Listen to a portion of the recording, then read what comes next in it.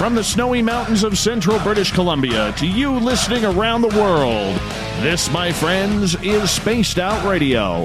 I am your host, Dave Scott, sitting in the captain's chair of SOR headquarters. We welcome you to tonight's show, including Kingdom of Nye Radio and Revolution Radio. If you want to take a listen to our archives, they are free at youtube.com/Spaced Out Radio. Do me the favor, hit that subscribe button. Our website is spacedoutradio.com, where we have a plethora of features for you. Rock out to Bumblefoot, do a little shopping at the SOR Vault.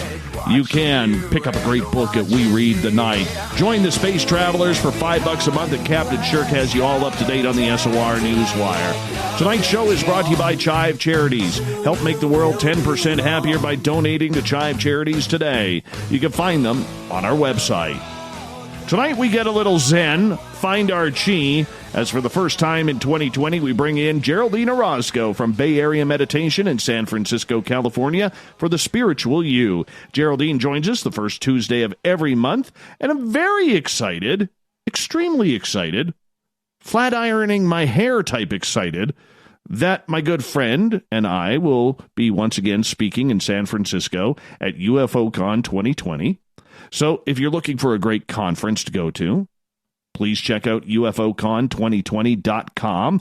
Tonight, we are talking synchronicities, downloads, and contact with extraterrestrials. How does it work? How does it happen? How are we chosen?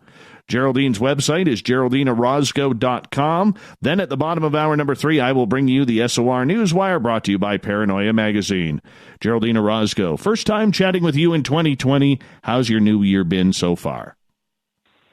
Happy New Year. It is such a great feeling to be here again with you guys. I'm so excited to be here. Oh, so much love to all our listeners. I get so many awesome emails and messages from everyone, and it's such an honor, such a great joy to be here with you, Dave. I think my 2020 was kicked off to an amazing start. How about yours? So far, so good. So far, so good. I mean, I don't have to dig out of too much snow. But the cold is coming. The cold is very much coming. It's going to be like minus 10. By the weekend, it's going to be like minus 10, minus 11 Fahrenheit here. Oh, my God. That's freezing. I can't deal with that. Yeah, it's going to be cold. But I'm ready for it. I am totally, totally ready for it. How have you been, spiritually speaking? I'm wonderful. Thank you so much. It's been such a powerful end of last year. December was amazing energetically. I mean, a lot of transformation. I've been doing so many sessions with my clients, and it's like the common theme is, I think, owning and embodying that spiritual self, all that little stuff that we talk about, actually living it. And I think that that's been like a really powerful transformation for a lot of people. And coming into this year really strong, this year is going to be a really, really important year for all of us, as in every year. But, you know, sometimes the energies are positioned in a certain way that really help us, or sometimes challenge certain parts of ourselves.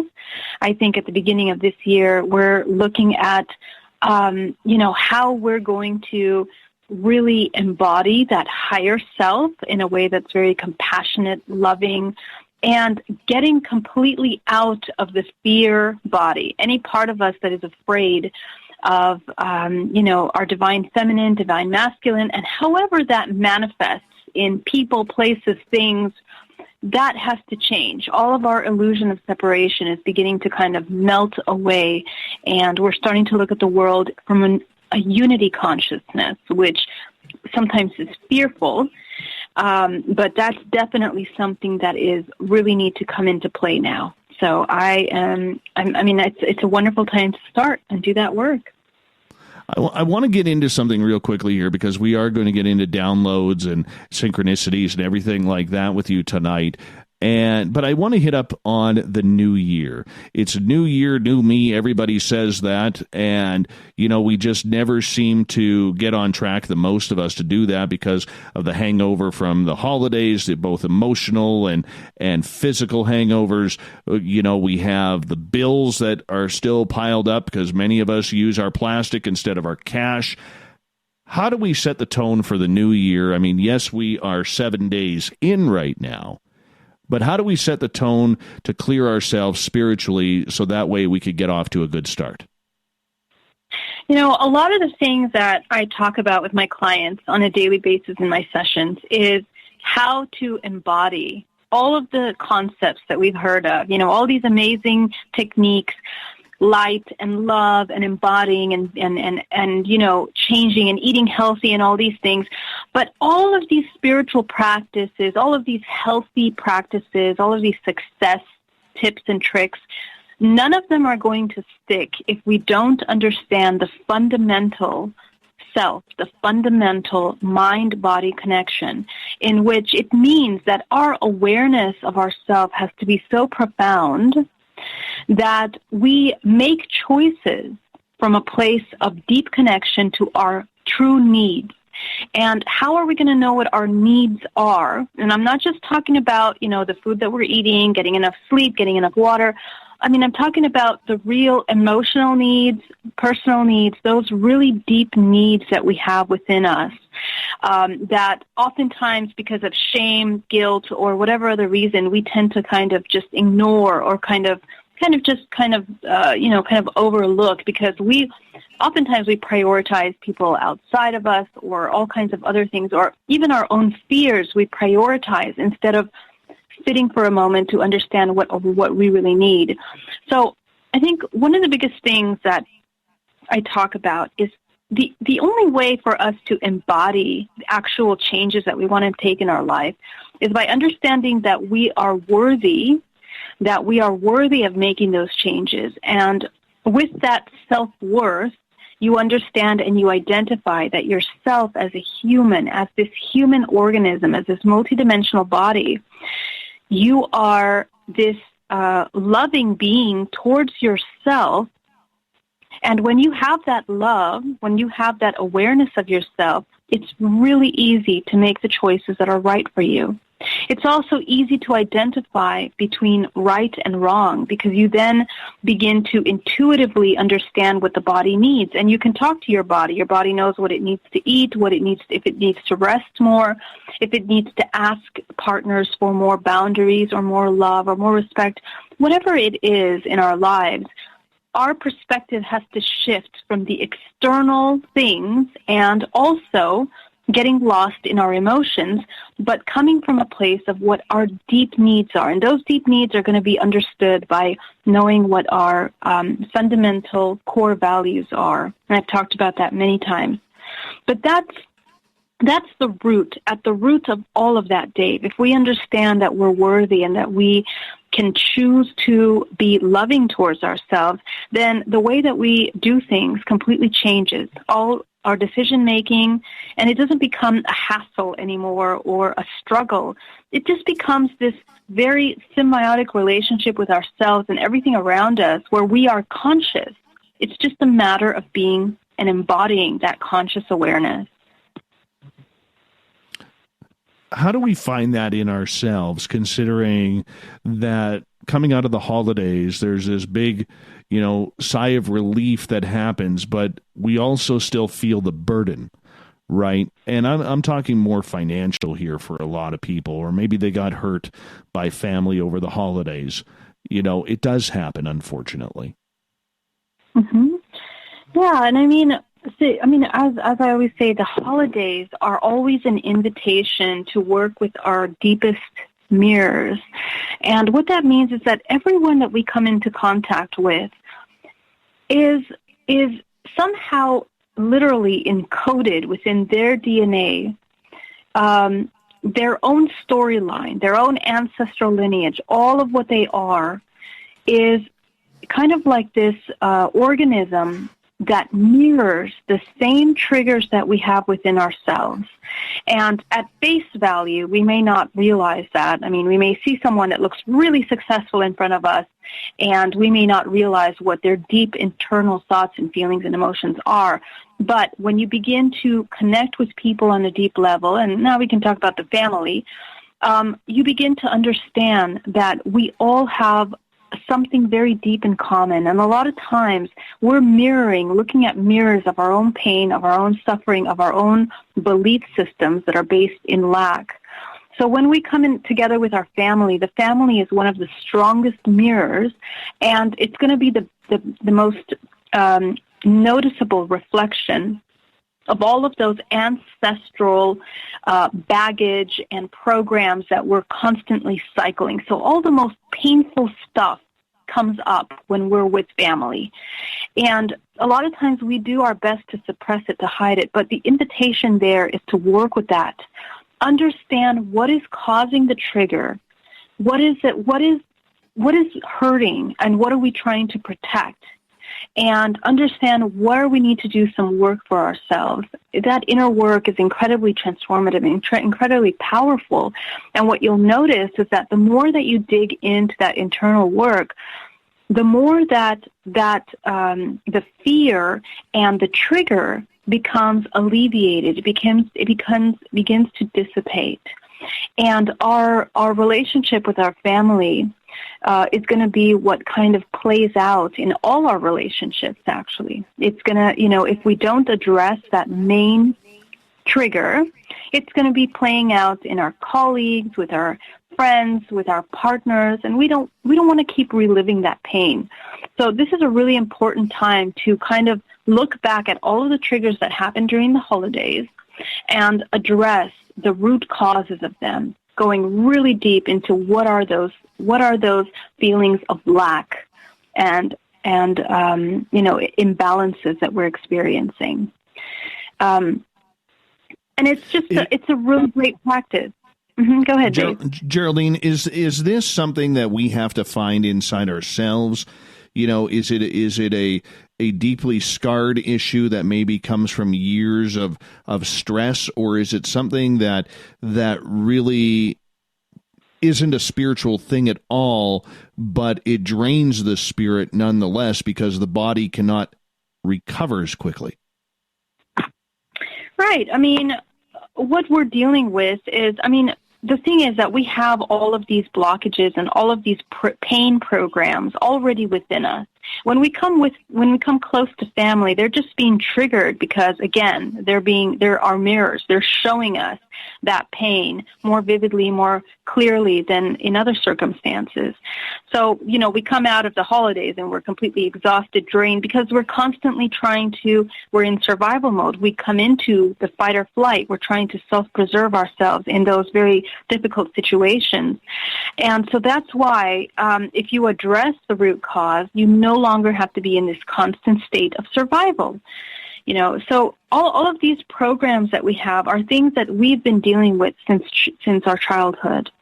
When we come with family, that's where all of these things start coming up. It uproots. All right.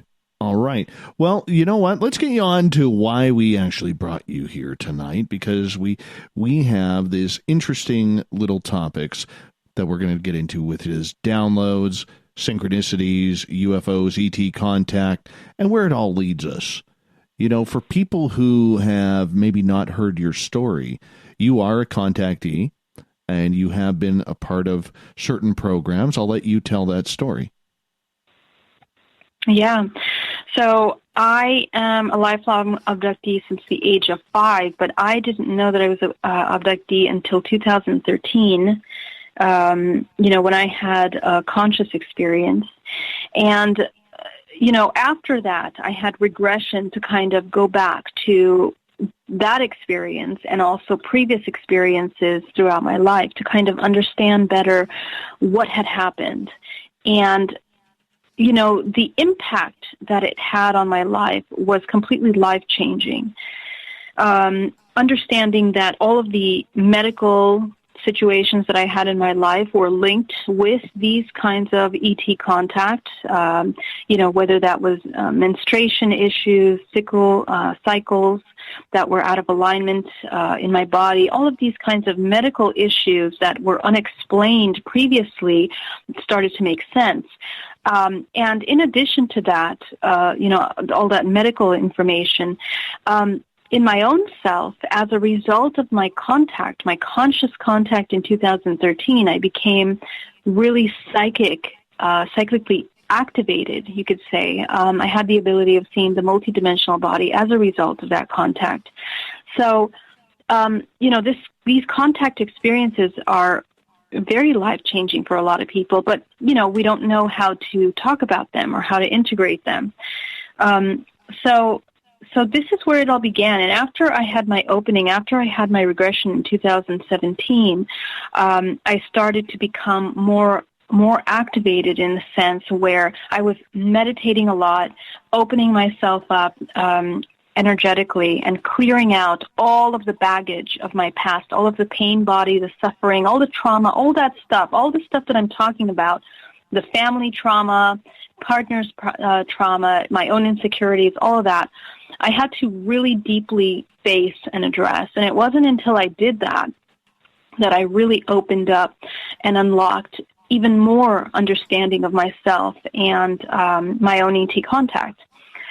And it's interesting. I mean, from that point, I started to receive downloads myself, information, activated myself into speaking light language. And, it's like you enter this entire different realm of communication with your environment. So I know today we want to talk a little bit about those things, and I'd love to, I'm sharing my story with you, and we can get into it. Well, we can definitely get into it because I had a weird encounter just a couple of days ago. And wow. today I decided to put this symbol's the word I'm looking for, out on my social media today, trying to figure out what it means. So it's like a diamond with two long antlers coming out of it. And this scenario, this is something that has never happened to me before. And according to Aled Greenfield, I've been downloaded with something. And that's all they've given me. So that's why we're going down this road tonight. I'm getting a little selfish here tonight. Getting a little selfish. And I hope that's okay, because I try not to do that too often. I think it's amazing. And I mean, I think a lot of people have these experiences. I've been, hearing from a lot of different people that have these kinds of experiences and they don't know how to integrate them. So, yeah, let's talk about it. Absolutely.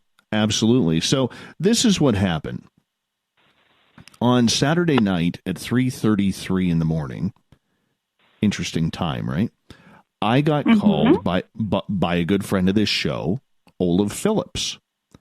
And I picked up the phone, and nobody was there. So as soon as I hung up the phone after saying hello a couple of times, the phone rang again. And this time, there was a sound.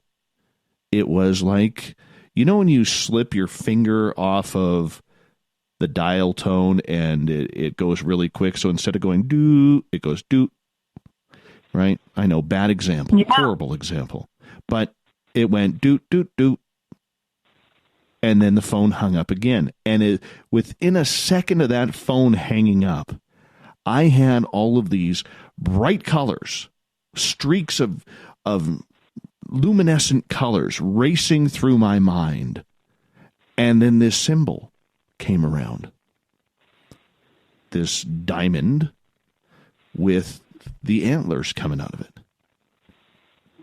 And it was so surreal. And I remember looking at this in my mind thinking, this is gorgeous. But what does this mean? I don't know. I know I'm not dreaming because my phone has been ringing. And all of a sudden, I call Olaf back. Goes to his voicemail. Call him right back again. Goes to his voicemail. So I'll talk to him on Sunday and move on from there. At about, 5 o'clock on Sunday afternoon, Olaf gives me a phone call and says, dude, why were you calling me last night? I said, calling you? You called me. He checks his phone records. There is no phone calls from his cell phone to my phone. And he was tripping out when I sent him screenshots that he had called me at 3:33 twice. And then, apparently, after he put his phone down again, after seeing my calls to him that night, not knowing why I was calling him at 3:34 in the morning, his phone apparently called someone else. Wow. And it was just very, very strange. Very strange. Wow, that's amazing. And now we try and figure it out. That's amazing. You know, it's interesting that you had it happen at 3:33 in the morning. I mean, I had that exact same experience happen to me. You know, and a lot of people claim that they have contact experience around that time. It's very interesting. And so I guess my first question to you would be, well, what do you feel the message was? Or when you saw the colors, did you feel anything physically, emotionally? What was happening? I was just so in awe of these colors, of these streaks, of this symbol. I felt like a kid looking at fireworks for the first time. That's to be honest. That's how I felt. Wow. Yeah, it was completely strange. Completely strange. And for Olav, I mean, he has been having some strange instances since then. And we both talked to Alan Greenfield about this, because if we're going to go down this entire road of woo, we might as well go real deep, and get the master of woo himself, Alan Greenfield, involved. And Alan believes it was some sort of download. Yep. That's amazing. And I mean, you know, the interesting thing is that when these experiences happen, it really kind of shows the veil lifting from our physical experiences, these interdimensional experiences. I mean, what woke you up in the night? What made you wake up? I mean, do you recall the moment when you're about to wake up? Were you dreaming something? I mean, did you see something? Did you feel something? What woke you up? It was my phone ringing. Mm-hmm. That's what woke me up. My phone ringing, which is odd for me to take a call at that late at night. But as we got about 15 seconds here, I mean, when I look at my phone, and if I see it in the middle of the night ringing and it's a friend of mine, of course I'm going to answer, just in case there's something going on. You know, I want to make sure everything is okay. I'm kind of paranoid that way. Yeah. Right. Wow. So, that's amazing. Well, I can't wait to talk more about this. Absolutely. Geraldine Orozco is our guest tonight on Spaced Out Radio. The Spiritual You happens the first Tuesday of every month. Her website, GeraldineOrozco.com. More of The Spiritual You coming up on Spaced Out Radio next.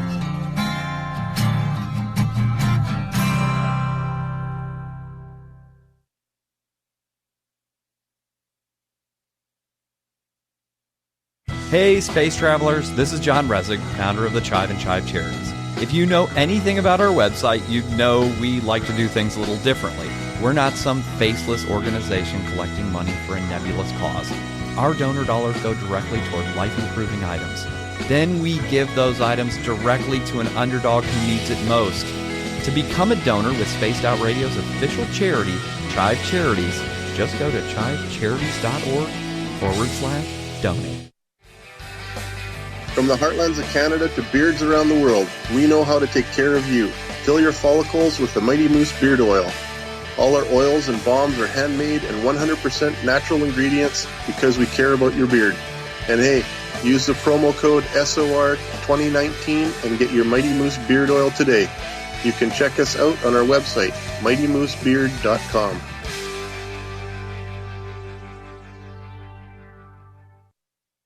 Hello, this is your guitar man, Ron Bumblefoot Thal, and I have to tell you, I love the response I get for Little Brother is Watching from Spaced Out Radio fans. It's amazing how music can inspire and make people think deeper about what's going on in the supernatural world. You can head over to my website, bumblefoot.com, to check out my music, my guitar workshops, my touring, even check out some of the hot sauces that I'm working on. And make sure you keep on listening, because with Spaced Out Radio, you know Little Brother is watching. We're adding to the entertainment online for Spaced Out Radio.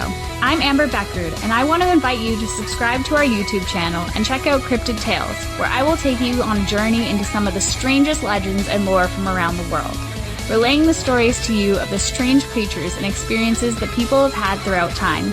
You can find Cryptid Tales at youtube.com/Spaced Out Radio. And while you're there, don't forget to check out our free archives and leave a comment.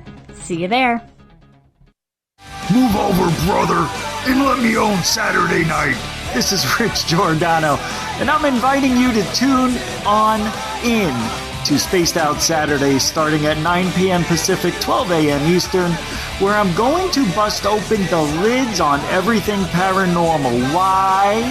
Because we want answers, and I'm the guy who's going to deliver those answers to you. Join the chat rooms, and we'll see you this Saturday. Just be there. No, really. Hey everybody, the SOR Space Travelers is open. For just $5 a month, you can hang out with Dave and our crew privately in our members-only section. With your signing, you'll receive newsletters on what's going on with Spaced Out Radio. You'll have direct contact with the host during the show in our chat, live streaming videos, and a great forum for your posts and more. Become a Space Traveler now at spacedoutradio.com.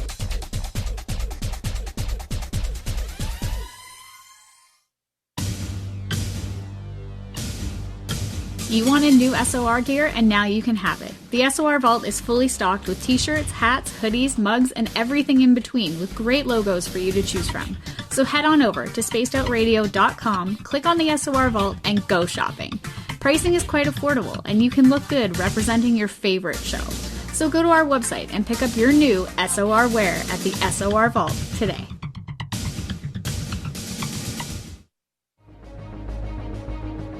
Hello everyone, this is Ryan Stacy from the Experiencer Support Association, otherwise known as TESSA. We're glad to team up with Spaced Out Radio to help investigate your experiences on the SOR Sightlines Report. Together, we'll investigate the strange sightings and occurrences you've had. We're looking for answers just like you. So fill out a Sightlines Report on the Spaced Out Radio website and let's figure out what's going on together.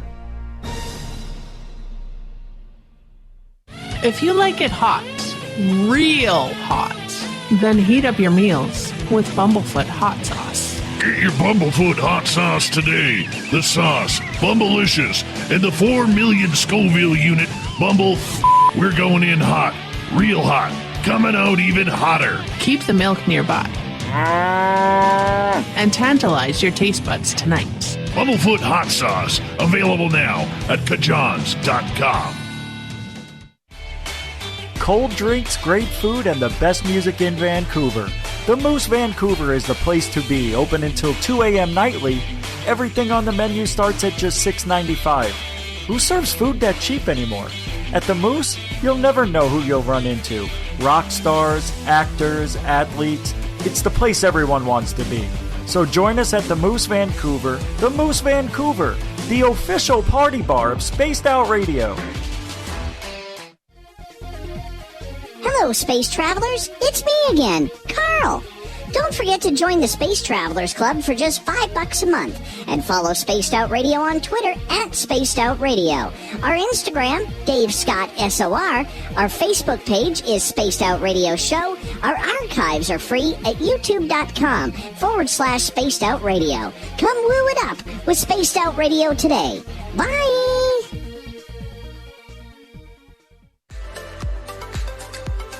Are you looking for great advertising value for your company? Look no further than Spaced Out Radio. We have a multitude of places to get your name out there, including commercial ads during the show, special promotions, and banners on our website. Our audience is proven to support the companies that support our show. We can make your budget work for you. So for more information, please contact us at sales@spacedoutradio.com. At spacedoutradio.com, we are keeping you up to date on all the news with the SOR Newswire. Captain Shirk leads the team that is bringing you the news of the day and exclusive stories on everything paranormal and supernatural. It's free to read, it's updated daily, and it's right there for you. The SOR Newswire is a one-stop shop for the news of the day. Check it out at spacedoutradio.com today.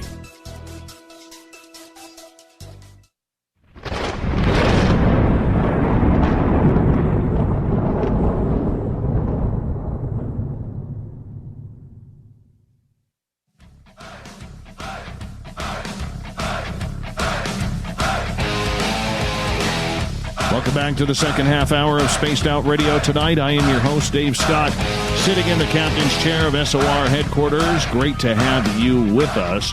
Want to remind all of you that our archives are free. All you need to do is go to youtube.com/Spaced Out Radio. I ask in return that you hit that subscribe button. Our website is spacedoutradio.com, where we have a plethora of features for you. Rock out to Bumblefoot, do a little shopping at the SOR Vault. You can read up on Captain Shirk's SOR Newswire, or if you drive a Prius like Shane, join the SOR Space Travelers Club for just $5 a month.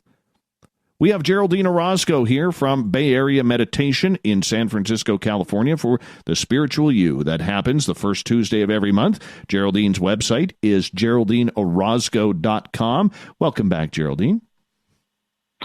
Hey, happy to be here, as always. Thanks for the welcome.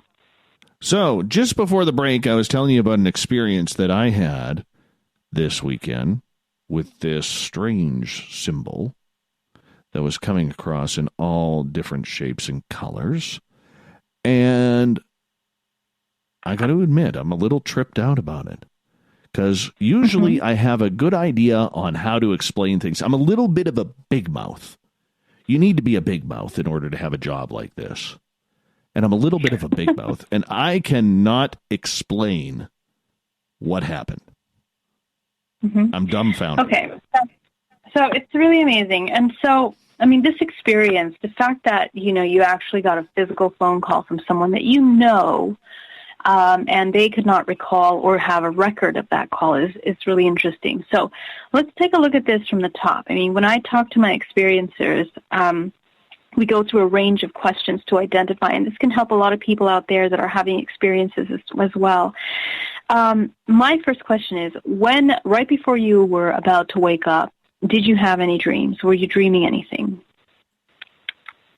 No. What was it like right when you woke up? I don't remember my dreams. Does your partner recall hearing the call coming in? Yes. And then when you woke up at 3:33, I mean, did you look down at the phone to see the time or the call first? Which one came in first, the call or the time of the call? Well, considering I didn't have my glasses on, I could only read Olaf's name. I couldn't read the time. Yeah. And then when you picked up the phone and you spoke to him, you said that, well, you didn't speak to him. You said that you had little beeping sounds. Do you remember the exact sound that you heard or the kind of, tones of the keys that were hit?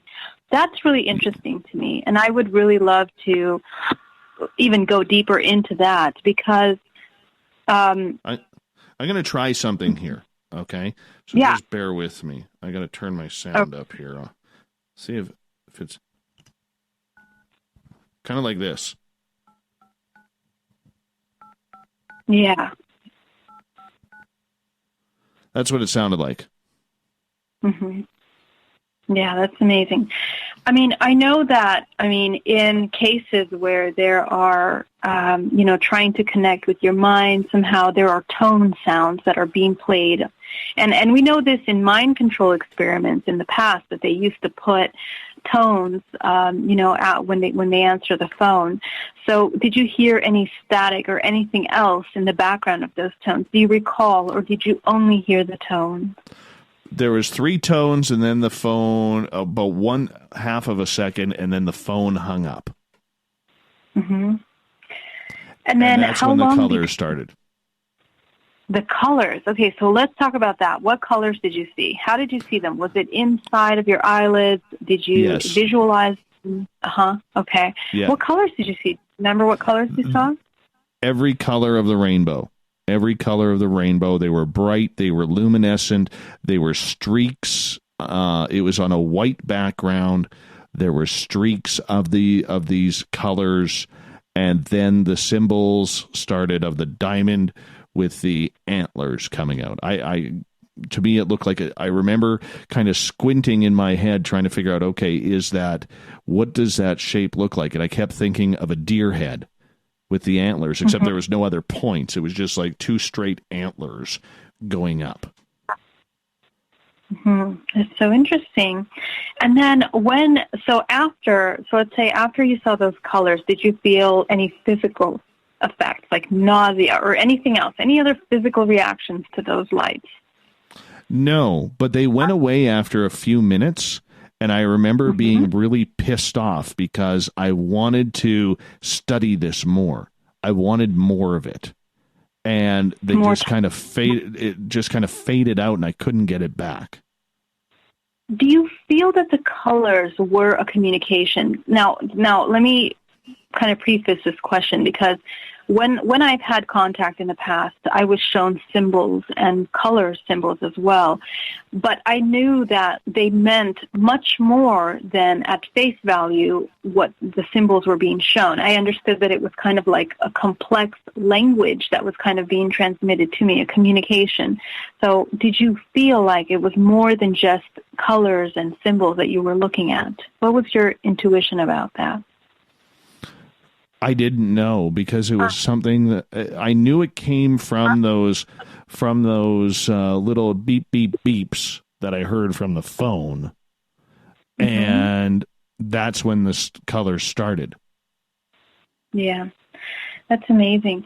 Okay, and so let's talk about after that. How long between that call and the second call? How long was it? Well, the first time he called, it was just a hang up, and then it was like a second to 2 seconds when he called back. And then when they called the second time, did you have any feelings, any emotions when you were about to pick up that call? No, nothing. It was just kind of weird because I remember the phone the first time rang about 4 times before I picked it up.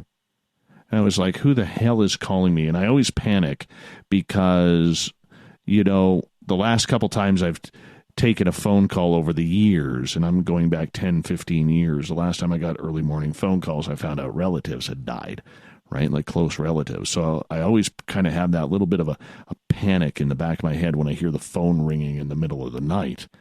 But thankfully that wasn't the case. And when I saw it was Ola Phillips' name, that's where I was like, okay, hello? And then click. And then the phone rings again, beep, beep, beep, click. And that's when the call started. And so when you got off the call, do you remember checking into your environment around you? Did it feel more still or more calm, or did you have a sense that things around you or time has stopped? It felt different. It did feel different, yeah. So this is a very common thing that we hear with contactees. It feels completely different. The environment shifts. It feels almost like time has stopped. It's like there's no air, no wind, or it just feels like everything is stagnant. So that's very interesting. And so after the call, Dave, what was your first thoughts after the call? What did you feel? Did you feel anxiety, or what was your initial thought after that call? I saw the colors and I immediately was like, this is cool. I want to know what this is about. And I want more. And I felt myself, the excitement of those colors in this situation was actually waking me up because I was very excited about it. Very excited about it. And I started to wake up, and I was like, no, just enjoy this and take it into dream state. Just go with it, roll with it. And then it was like, no, come back, because it started to fade away. I was like, no, come back, damn it. I want to know what this is about. And I haven't had it yet. Yeah. That's so interesting. So at that moment, do you feel that you were wanting to go back to sleep, or did you naturally go back to sleep? Yes. Okay. And was it immediate, or did it take you some time?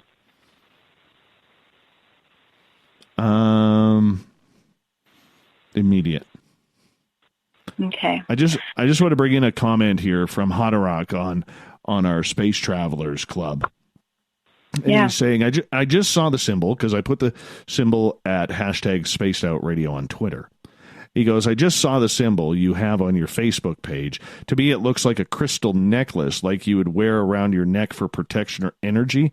Did not feel like a necklace whatsoever. Interesting. So she felt like she had a necklace around her? No. Mm-hmm. Haderach feels that, like, to him, it looks like a necklace, and I could see where they would say that. To me, it looks like a deer with antlers, right? Interesting. Okay, well, looking at that, so let's talk about that. That's interesting. He says it looks like a necklace, but when you woke up the next day, Dave, how did you feel? How did you feel physically? Here's the question of the next day. So post-contact, what happened when you woke up? How did you feel physically? Physically, I felt great. Mentally, I was a little weirded out. Mm-hmm. And once again, I always like to remind our listeners, I don't remember my dreams unless I have some sort of experience. Mm-hmm. Yeah. So that's something that's very, so these kinds of events really stand out for you. It's not just some random dream. Yes, and exactly.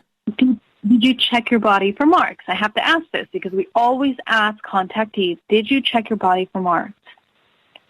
No, I did not, because it didn't feel like I left. It didn't feel physical. Like I knew that I did not leave or go anywhere that night. And can you share with us how you know whether you leave or you stay? Because you've had contact before, so maybe you can share with the audience, like, how do you know? What feelings do you get that tell you that you left when you do? How do I know? There's like a paralysis that almost comes over your body. And when I dream about UFOs, which is extremely, extremely rare, that's when I know. Or if I see ETs in my dreams, that's when I know. Yep. Mm-hmm. I can totally relate to that. I'm exactly like you. That's the exact same thing that happens to me. I never dream with UFOs or any of this stuff. And so when I have contact, I know that was something that actually happened. And then tell us, Dave, so how did you reach out to your friend? How did that start? Can you tell us a little bit about that? Like, when did you actually connect with him and talk with him? I got a phone call from Olav at about 5:30 Pacific time on Sunday, and he was wondering, because we were texting earlier in the day, and I sent him a message that morning. I said, dude, why did you call me at 3:30 in the morning? And so when he called me later that afternoon, he was like, dude, I didn't call you. I checked my phone for the phone records, and I didn't call you. I have no record of my phone calling you. And I said, well, I do. He's like, can you send that to me? So I screenshotted it on my phone, and I texted the photo to Olav, and he was absolutely blown away. Blown away.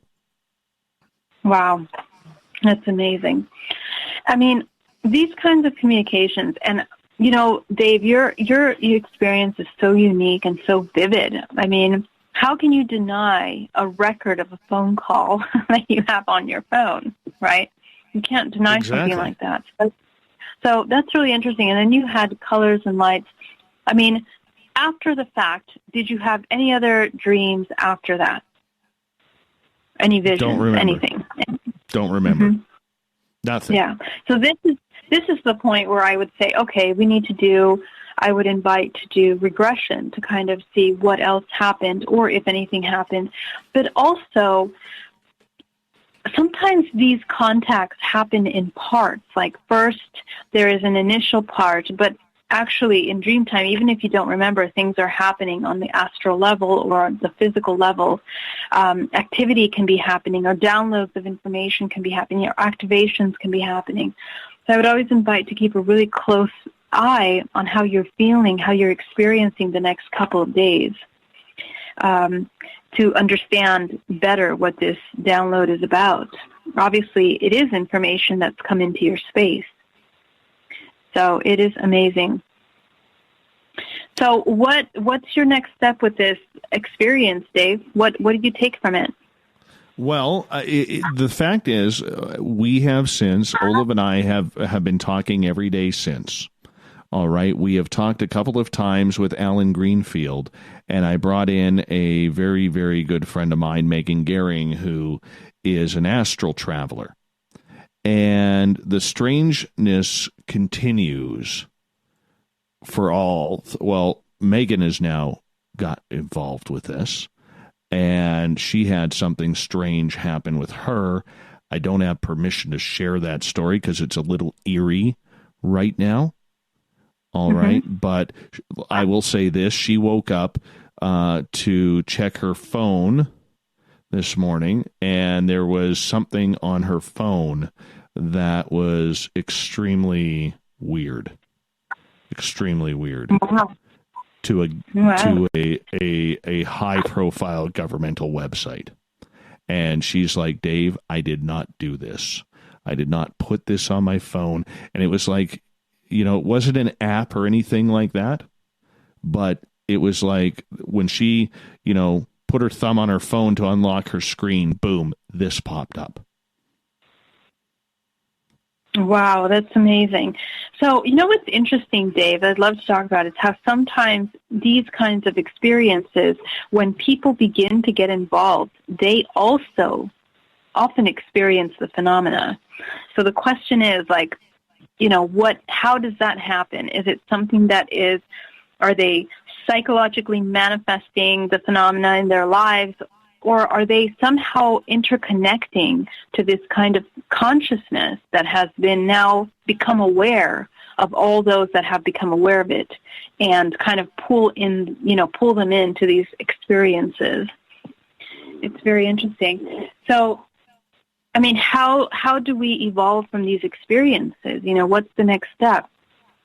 Obviously, this consciousness, this advanced technology is allowing others to participate in it, to become aware of it. So more than one person can experience it. And my question is, does your partner recall having any dreams or any kind of experiences? No. Mm-hmm. No, not at all. Yeah.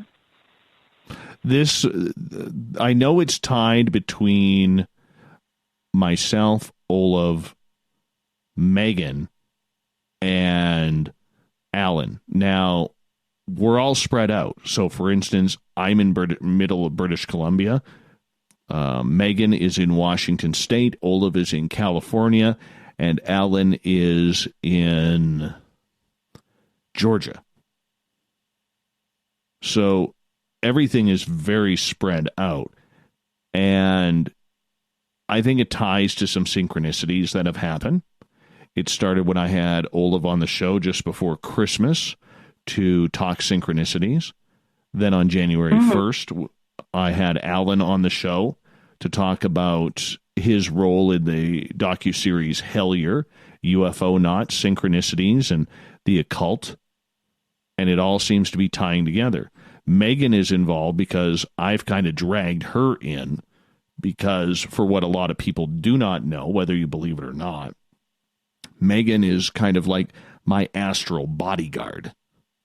Okay, so if I have something strange happening at the studio, then I get a hold of Megan, and she comes and takes care of it. Now, something interesting has happened with that. Is a few weeks ago, there was, when you pick up, I don't know if you do, Geraldine, or not, but I was picking up a person looking at me through my window, but they were off in the distance. Yeah. And I messaged Megan and I said, I believe someone is in my driveway because it was a spiritual feeling. And during the break, I went outside to take a look to see if it was human or not. And this female voice kept coming through my head saying, you can't see me. You can't see me. And Megan saw her. It was a lady who had astral traveled to my house. Wow. And the other night, when we were going through all of this, there was the same lady and now a man, except they were cloaking themselves as human. So they're non-human.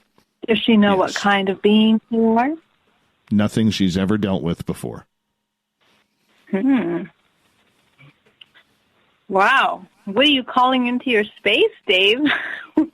I don't call in anything. I don't call in anything. It just kind of happens that way. We like to take, there's woo and then there's peak woo. We like it when it's peak woo around here. Very nice. Yes. I have an audience that needs their peak woo fix. So if I'm going to woo it up, I might as well woo in full way. Might as well go hardcore woo.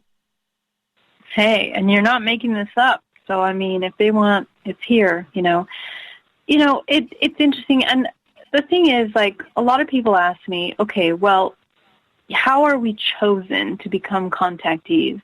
And I have some of my friends and some clients that they become so overwhelmed with the whole ET phenomena that they think that they are singled out, with this ET contact.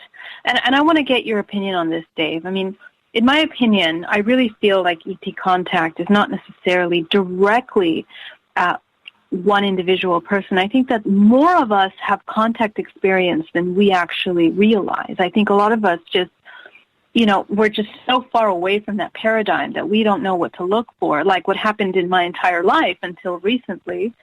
But when you do become aware of it, you just feel like, oh my God, how come I was chosen? How come I got taken? Why was I, having to experience these hybridization things or these abductions, these contacts? What do you think, Dave? Like, why do you feel that we are singled out? I think once you've opened up that door to the woo, anything can get in, and everything that's on the other side gets curious with you. And if they could use you for something, whether it's positive or negative, I think they will. I remember Samantha Mowat saying to me, and we only got about 10 seconds left. So I will tell you this story when we get back because I want the audience to hear this too. But when I saw the alien in the forest with Samantha, when we came out, she said something very profound to me. And it's always stuck with me, and I will tell you that story when we get back on Spaced Out Radio. Geraldine Orozco is here from Bay Area Meditation in San Francisco, California. Geraldine joins us the first Tuesday of every month for The Spiritual You. We're talking downloads, ET contact, synchronicities tonight, more in Hour 2 coming up on the Mighty SOR.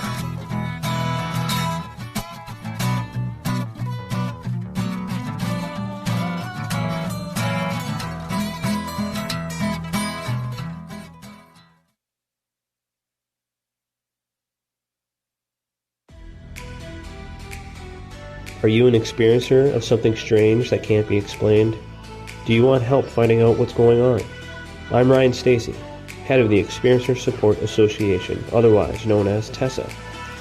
We've teamed up with Spaced Out Radio to investigate cases filled out in the SOR Sightlines report. We are independent and there's no cost to what we do. All we need is your experience. Let's find out what's happening together on the SOR Sightlines report. Hello, Space Travelers. It's me again, Carl. Don't forget to join the Space Travelers Club for just $5 a month and follow Spaced Out Radio on Twitter at Spaced Out Radio. Our Instagram, Dave Scott SOR. Our Facebook page is Spaced Out Radio Show. Our archives are free at youtube.com/Spaced Out Radio. Come woo it up with Spaced Out Radio today. Bye! Hi. This is Amber Beckrud, and I want to invite you to subscribe to our YouTube channel where we store all of the SOR show archives for free. And as an added bonus, every 2 weeks I'm posting brand new content on Cryptid Tales, where I will get into some of the spookier legends and folklore from around the world and tell the stories that go with them.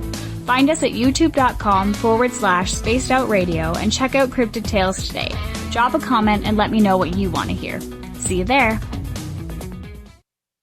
Visit purpleplates.com today. For over 40 years, the Purple Energy Plates have been delivering amazing results for their many customers. Inspired by the great genius Nikola Tesla, the harmony, healing, and energetic effects of the plates have proven over and over to be beneficial and often miraculous to thousands of customers. Check their site for daily specials and choose from their many energy products. You won't be sorry. Visit them today at purpleplates.com.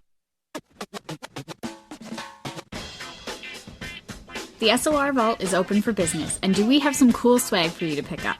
All you have to do is head over to our website and click on the SOR Vault. You have a variety of cool logos to choose from, and put them on anything you want. T-shirts, hoodies, hats, coffee mugs, you name it, we can get it to you. So do your shopping by supporting the store you love. Get your Spaced Out Radio swag at the SOR Vault today.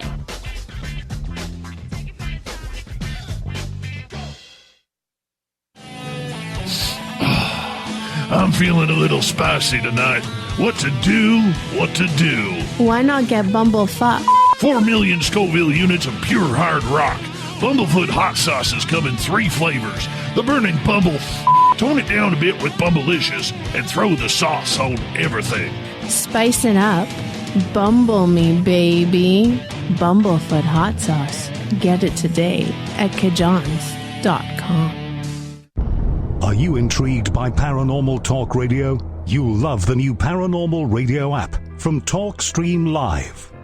You'll find a great selection of talk shows covering UFOs, ghosts, strange phenomena, and much more. Download the Paranormal Radio app now and start listening to the very best in paranormal talk entertainment, including the network you're listening to right now, the Paranormal Radio app, free in Google Play and the iOS App Store. Looking for creative ways to get your company out in the public? How about advertising on Spaced Out Radio? Our sales department is waiting to hear from you, and we can work around any budget. From commercial spots to banners to special promotions, there are many opportunities to get your name and product out to our SOR listeners.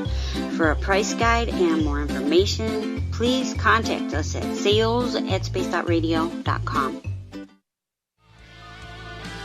A little bit of science, a little bit of skepticism. Add a dash of snark and you have the makings of Spaced Out Sundays with me, Everett Thieme. Together we will look into the reality of the paranormal with an open eye and rational thought. Oh, did I mention there'll be plenty of woo as well? Your time spent with Spaced Out Sundays will make the night even better. The chat rooms are open, 9:06 p.m. Pacific, 12:06 a.m. Eastern, right here at spacedoutradio.com. Hi there, this is Geraldine Orozco from San Francisco's Bay Area Meditation. I invite you to join me the first Tuesday of every month with Dave Scott for Spaced Out Radio's The Spiritual You. In this fast-paced world we live in, it's time for you to take some time for you. We'll cover every possible subject from powerful meditation to healing techniques to your own intuition and spirituality. So come join us for The Spiritual You. For the price of 1 cup of coffee a month, you can become an SOR Space Traveler. The Space Travelers Club is a place where you can interact with other listeners, either live during the show or on our great forum. We want your stories, pictures, comments, and ideas. You'll get live video streams, exclusive content, and be a part of our newsletter. Stay in touch with everything SOR. The Space Travelers Club is just $5 a month at spacedoutradio.com.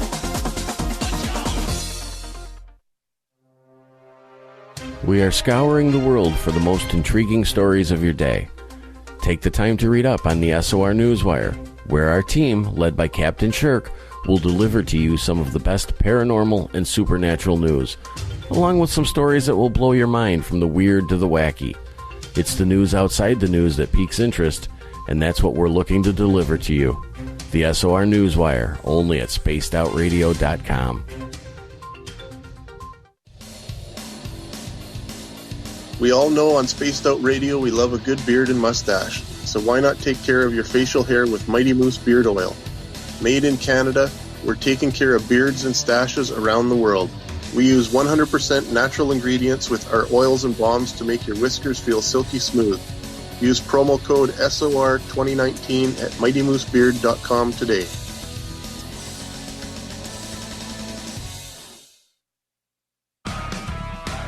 Get your horns up with me on Spaced Out Radio. This is Ron Bumblefoot Thal. Come tune in to SOR where you can hear me rock out with Little Brother is Watching, the official theme song of Spaced Out Radio. And then come on over to bumblefoot.com where you can find out about my tour schedule, my music, and everything else. Bumblefoot.com keeps you up to date on what I'm doing and the best way to stay in touch with my music and music camps. Sign up for my newsletter at bumblefoot.com and remember, Little Brother is watching. The party is always on at the Moose Vancouver. The Moose Vancouver is where you want to be when visiting Canada's West Coast. Open until 2 a.m. nightly, the Moose cranks up the rock while serving some of the best rated food in the city. The menu starts at $6.95. Why party anywhere else in Vancouver when the Moose is right there? Get your horns up and rock with the Moose, the official party bar of Spaced Out Radio. You're listening to Spaced Out Radio with Dave Scott. Follow Dave on Twitter at Spaced Out Radio and on Facebook, Spaced Out Radio Show. Welcome back to hour number 2 of Spaced Out Radio tonight. I am your host, Dave Scott.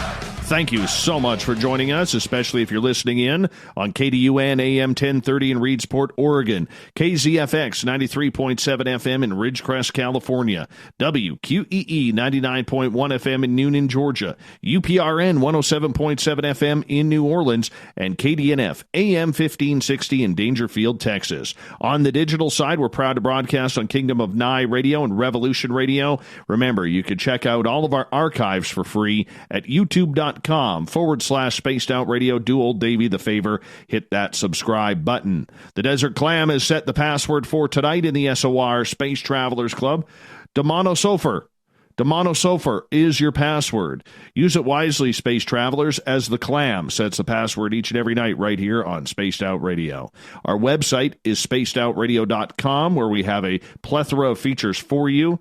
You can rock out to Bumblefoot, do a little shopping at the SOR Vault. You can grab a great book at We Read the Night. Join the Space Travelers for $5 a month, and Captain Shirk has you all up to date on the SOR Newswire.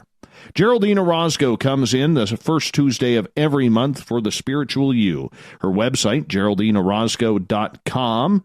And tonight we're talking synchronicities, ET contact, downloads, and a weird experience that I had with a good friend of this show's, Olaf Phillips, just this past weekend.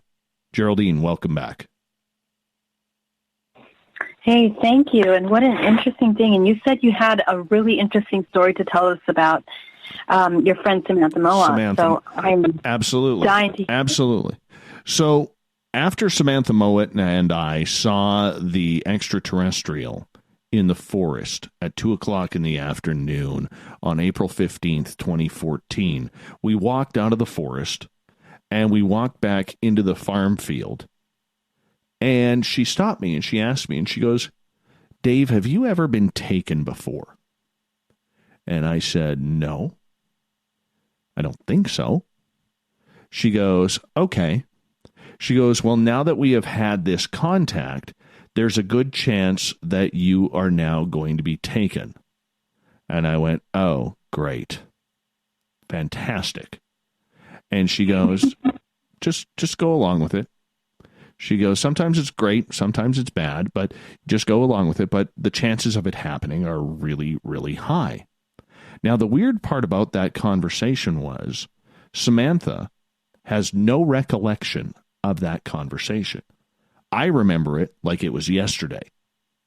And a few months ago, she asked me, she goes, "When we came out of the forest, did I say anything to you that was strange?" And I reminded her of this, and she had no memory of it, but she knew that she had said something. Wow, that's so interesting. And I wonder why she doesn't remember. That's very interesting. Yeah. What do you think happened there?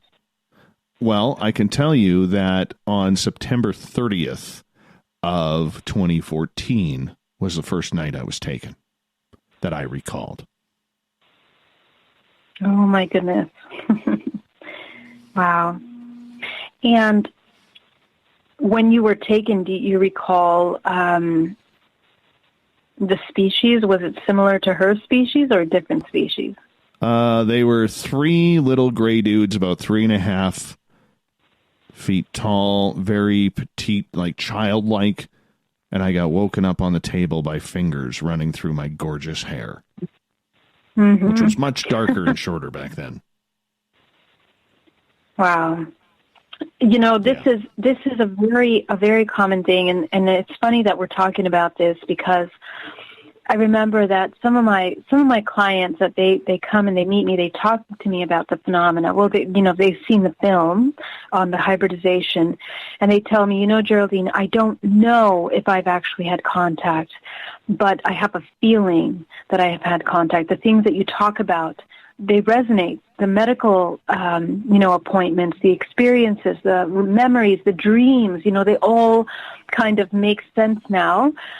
And, after they meet me, they think the same thing. They said, I'm so afraid now that we've met, maybe I've activated more contact.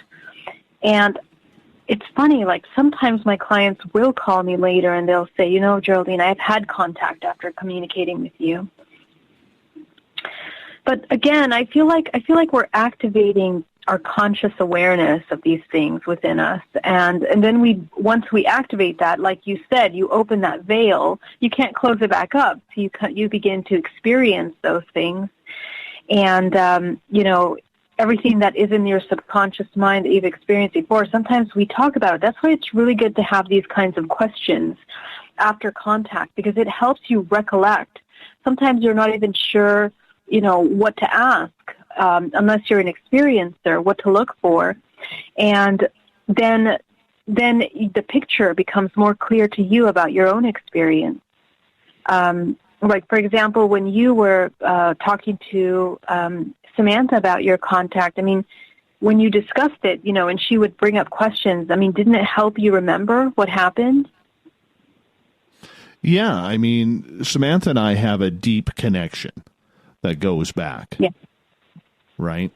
We have a deep connection that goes back, especially because of that encounter. And so there's a lot of times where Samantha and I will not talk for months, and then all of a sudden we'll talk a few days in a row, or a couple weeks in a row, and then we disappear from each other again. You know what I'm saying? So we have a strange relationship and friendship like that, but it's just we have shared so much together on the ET front that, nothing really surprises me anymore. That's for sure. Mm-hmm. Yeah.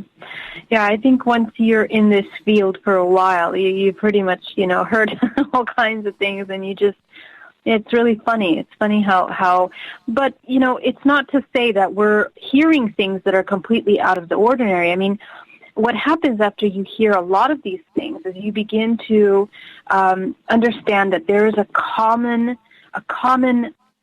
thread or a common theme to these kinds of experiences. I find that fascinating. I find it fascinating that we are experiencing things that are similar to one another, whether it's ending up on that table or, meeting children or seeing these technologies or being trained out in these, battlefields even. All these different kinds of contact experiences are kind of experienced for many people, hundreds of people around the world. And even though we're not connected physically, it's like we are somehow connected on that dimension through these experiences because we recognize each other even at times. We recognize each other from craft, seeing each other on craft, or, we've had similar experiences where we experience the same technology or the same medical, procedures.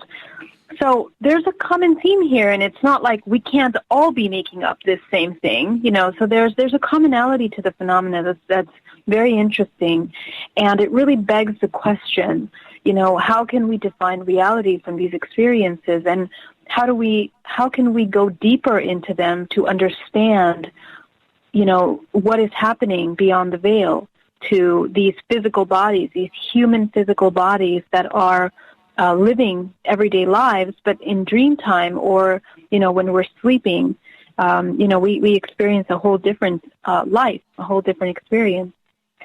It's very interesting, to realize that.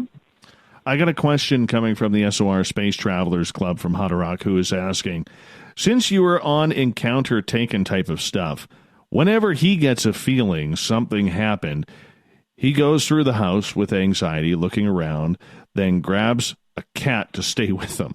Is that common?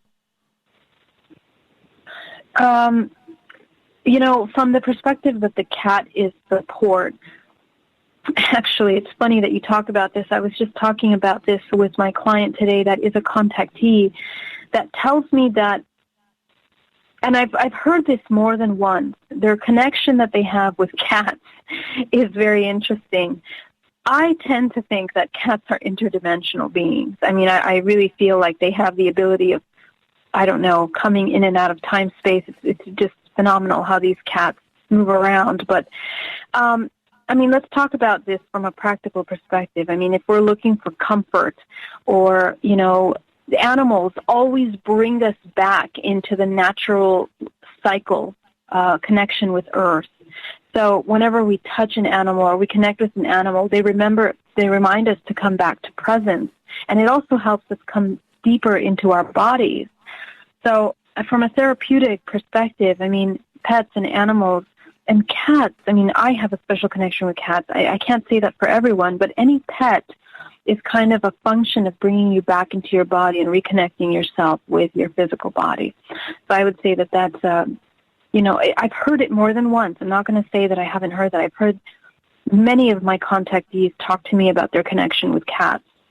And I don't know enough about that to get into it from any kind of perspective, from, research of any kind. But just from the perspective of hearing it many times, I think there's definitely something to that. All right, let's continue on here with our conversation. In regards to an event like this, how many times, or in the stories that you have heard or experienced, Geraldine, is there a long buildup that may take weeks or months for it to finally come to that moment? The moment of actual conscious contact, you mean? Yes. From my experience, I think that contact is something that is, it's almost like a science that has a very specific procedure to it. I think that the human body has to first be prepared with implantation, with technology, to enable the contact with these kinds, any species. I think that the body has to be prepared somehow. And I feel like technology, when it's implanted into the body, because even myself at a very young age and all of the contactees that I've communicated with, they feel like it's like you have a premonition or something happens before, and then you have the contact experience once you're aware of it. But when you're not aware of it, then we have the physical symptoms that start coming up, or the dreams. There's always something that lingers that is kind of like a signaling that your subconscious mind is bringing up to you, telling you that something did occur. But I think that contact, depending on what kind of experience is occurring, in the hybridization program or implantation or extraction experience, that is a very long process that sometimes takes months because first the body has to be implanted and prepared, and then so on and so forth. In other contactee experiences where there have been, like experiments done on the physical body, the subjects are taken, they're taken into craft, and procedures are done, and the next day they will feel physical ailments. Sometimes they'll have bloody nose, they'll have physical, they'll feel like they got hit by a truck. That's a very common thing, the feeling that you got hit by a truck. And, something is off. You feel and you know that something is off in your body after that contact. So I think it really just depends on the kind of contact that's happening. We also know about, other experiences like that are non-extraterrestrial per se, that are terrestrial, ideally terrestrial, within my lab or MK Ultra programs that are very different than that. So I think it just depends on the kind of contact that's happening. And I think the more that you kind of review and write down and document what's happening, you kind of be able to understand, like, whether your experience was, terrestrial or extraterrestrial, or what's happening. At least we attempt to identify what it is based on the similar experiences that we're familiar with. So when you go through that and you're having these experiences and you're still debating whether or not these are real, that these are actually happening, where in way back in our brain do we figure out, or where can we translate that this is in actuality reality? Well, that's a very good question. I mean, the way that we perceive reality is a very complex mechanism for the human body. I mean, if we talk about the human looking at their own experience here, I mean, we can get into, from the feeling body, from the immediate body, what we're experiencing seems real to us. But, if we look at the matter, the material things that are around us, and really zoom into that, I mean, we're going to understand that that's not necessarily a physical object, a physical mass. There is nothing that is solid. So, even our real, what we believe, quote unquote, is real life here, me and you now, all of us listening, is still vibration. It's still molecules oscillating to create what we're experiencing.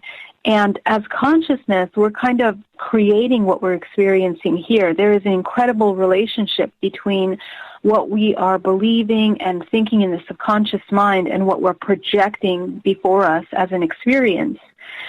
So, I mean, when we talk about these kinds of experiences that happen at night, either in dream time or physically or non-physically even, we're entering a different dimension, I dare say. We're entering a different range of frequency where our experience may or may not feel physical, but is recorded within the subconscious mind.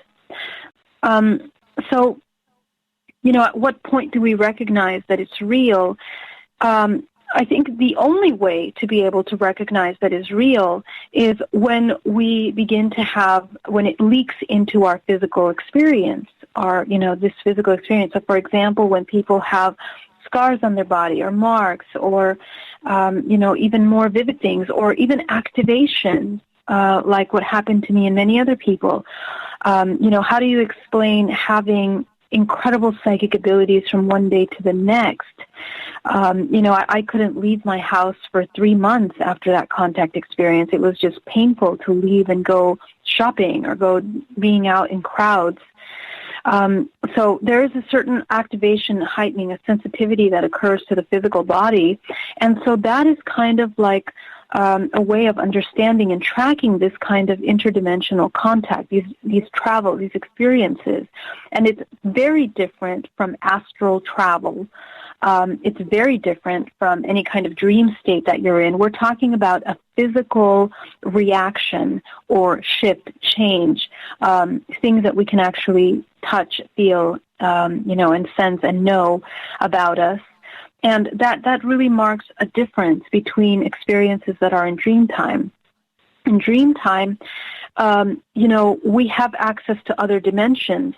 However, what happens to us is that, because we're not fully consciously aware of our physical body as individual entities, as these organisms, sometimes experiences that are non-conscious are coming in as dreams, because that's the only way that this physical body knows how to program or keep those experiences. And oftentimes when it's traumatic experiences, we block it out, So anytime, this happens even in our daily life. If we experience a trauma, oftentimes the brain will not know how to process that trauma and therefore blocks out the memory. So when we have contact experience that is extremely traumatic or, shifting, impactful in some way, the body will preserve itself by blocking out those memories. So, there's many different ways, but my invitation, I guess, when it comes to contact is to train yourself to become more consciously aware of yourself in waking time. And because for me, that proven to be true. The more consciously aware I became of myself, it tended to activate my ability to become conscious in dream state and very consciously aware of these other extraterrestrial contact. Since 2017, my contact experience that I've had has been extremely vivid, extremely physical. There was no contact that was just only dream time where I could not recall. And I think that happens because I train myself to become as conscious as possible in waking time. So, how do we define what's real? It's really hard to answer that question, especially from the perspective that when you understand that everything is energy, you can't necessarily pinpoint. From the physical perspective, everything that we can touch, sense, feel, and smell with our five senses is real to us. So when you begin to have these experiences that literally shift and change the physical body, that can be real to you. But when you go into regression, you can access some of those subconscious suppressed memories. And that does not change the fact that those experiences really did happen for a person. So I would say that our concept of reality has to be expanded from its limited place, which is now. We believe that everything that we can touch is real. In reality, we're able to connect with things that are, much further outside in other dimensions that we have ability to access. Andrew on Twitter at #SpacedOutRadio is asking, as we got about a minute to go here before the break, could you please define what you mean by your consciousness creating your experience through projection? Do you have an example of this concept? I do, but we're going to have to get into that in the next segment because it's a lot to explain. And it has to do with how our brain functions, how the brain projects into reality, how we are looking at things and experiencing things around us in this multidimensional experience that we have. But I'm going to get into that when we get back. Thank you for that question. Amazing question. Andrew's got good tight hair, very tight. And he always asks such in-depth questions, and we love him around here. He's actually the guy who, about a year and a half ago, he surprised me with this beautiful drawing of myself and Carl together. And on Twitter, it's usually the first picture I put out every night when I start tweeting about the show. I absolutely love Andrew for that and appreciate that. I got one more, too, that he sent over. But I always love the art that he draws. The guy is just an amazing talent. So, Andrew, we'll get to your question when we come back from break here. Geraldine Orozco's The Spiritual You happens the first Tuesday of every month. Her next appearance, February 4th, which, of course, will be a Tuesday. Her website, GeraldineOrozco.com. More on Spaced Out Radio right after this.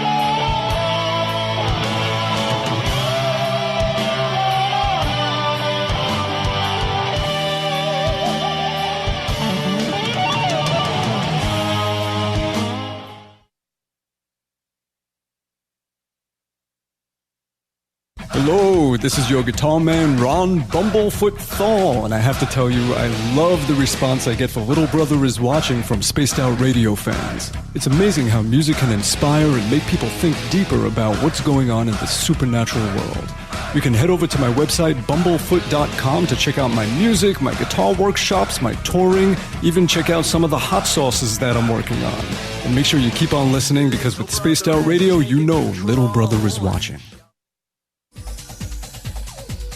Hey everybody, the SOR Space Travelers is open. For just $5 a month, you can hang out with Dave and our crew privately in our members-only section. With your signing, you'll receive newsletters on what's going on with Spaced Out Radio. You'll have direct contact with the host during the show in our chat, live streaming videos, and a great forum for your posts and more. Become a Space Traveler now at spacedoutradio.com.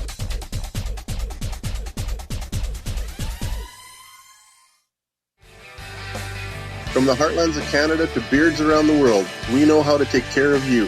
Fill your follicles with the Mighty Moose Beard Oil. All our oils and balms are handmade and 100% natural ingredients because we care about your beard. And hey, use the promo code SOR2019 and get your Mighty Moose Beard Oil today. You can check us out on our website, mightymoosebeard.com.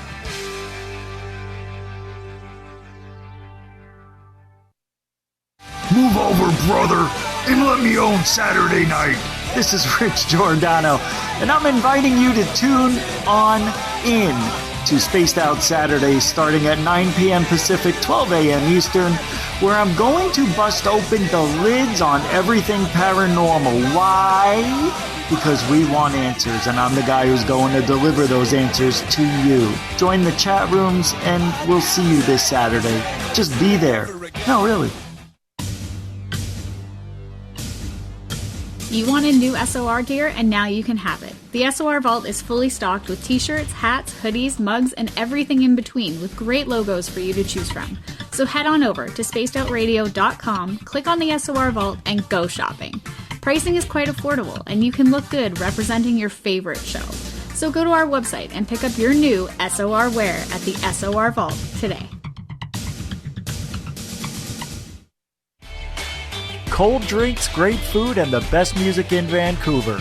The Moose Vancouver is the place to be, open until 2 a.m. nightly.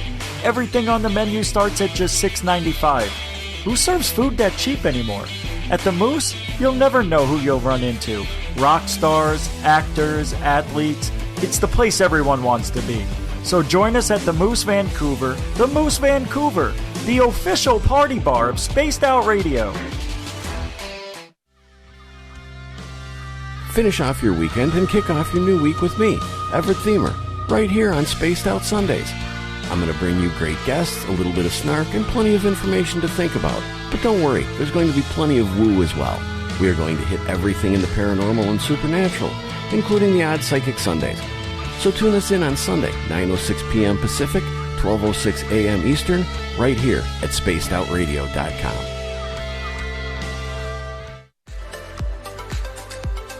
Are you looking for great advertising value for your company? Look no further than Spaced Out Radio. We have a multitude of places to get your name out there, including commercial ads during the show, special promotions, and banners on our website. Our audience is proven to support the companies that support our show. We can make your budget work for you. So for more information, please contact us at sales@spacedoutradio.com. At spacedoutradio.com, we are keeping you up to date on all the news with the SOR Newswire. Captain Shirk leads the team that is bringing you the news of the day and exclusive stories on everything paranormal and supernatural. It's free to read, it's updated daily, and it's right there for you. The SOR Newswire is a one-stop shop for the news of the day. Check it out at spacedoutradio.com today.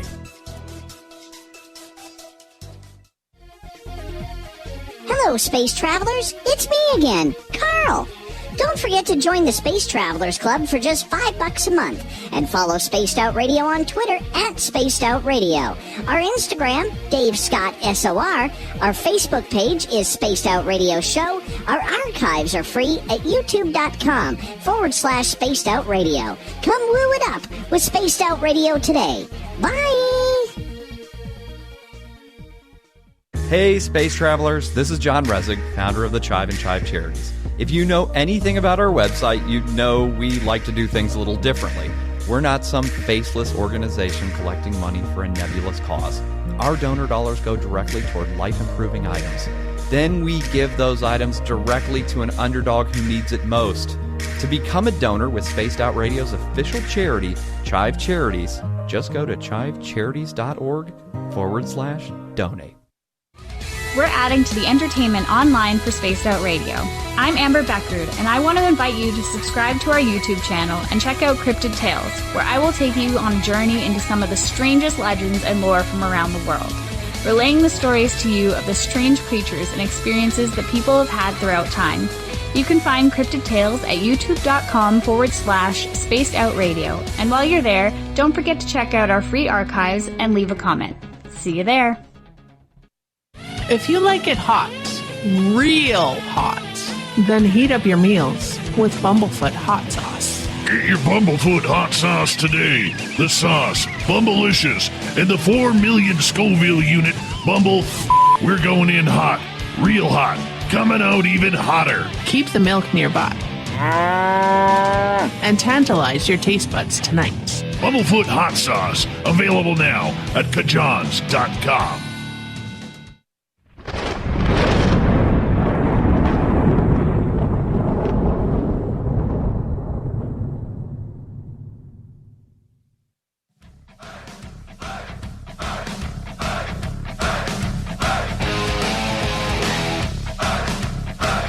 We pass the halfway point of Spaced Out Radio tonight. I am your host, Dave Scott, sitting in the captain's chair of SOR headquarters. Thank you so much for joining us. I want to remind you, if you've missed portions of this show or others, you can always check out our YouTube channel, youtube.com/Spaced Out Radio. Do me the favor, hit that subscribe button. Our website is spacedoutradio.com, where we have a plethora of features for you. Rock out to Bumblefoot, do a little shopping at the SOR Vault. You can join the Space Travelers for $5 a month, or Captain Shirk. She'll have your news updated daily on the SOR Newswire. First Tuesday of every month, Geraldine Orozco, the lovely and talented Geraldine from GeraldineOrozco.com, is here for the spiritual you. And Geraldine, right before the break, we were taking a question from Andrew on Twitter at #SpacedOutRadio, which was, could you please define what you mean by your consciousness creating your experience through projection? Right. So basically, we want to look at the model of a hologram and how holograms are created. In reality, everything that is around us is actually like a hologram. And, you'd have to kind of just look up how holograms are created. It's like two laser lights that are kind of beamed at one object, and it is reflected on a mirror, and then that would then project the hologram in its full shape. And so it looks really real. It looks like it's there, but you can walk through it, you can touch through it, and it's actually not there. There's actually another point of its origin in which it has the actual hologram, the actual object that is being projected. And so our sight, and so is most of our physical body, also functioning in that way. And how do we know that? I mean, there's been multiple experiments to kind of look at this. And, I mean, everything is holographic within our body. The network of information that runs through even our DNA at the cellular molecular level is also holographic. Our brain, and they did experiments on cats, actually, where they removed 98% of their brain, and they could still see, they could still function, they could still do many of the things that they were able to do. And it's the same with us. I mean, we see the eerie pictures, of people that have poles through their brain or parts of their brain taken out, but they can still function.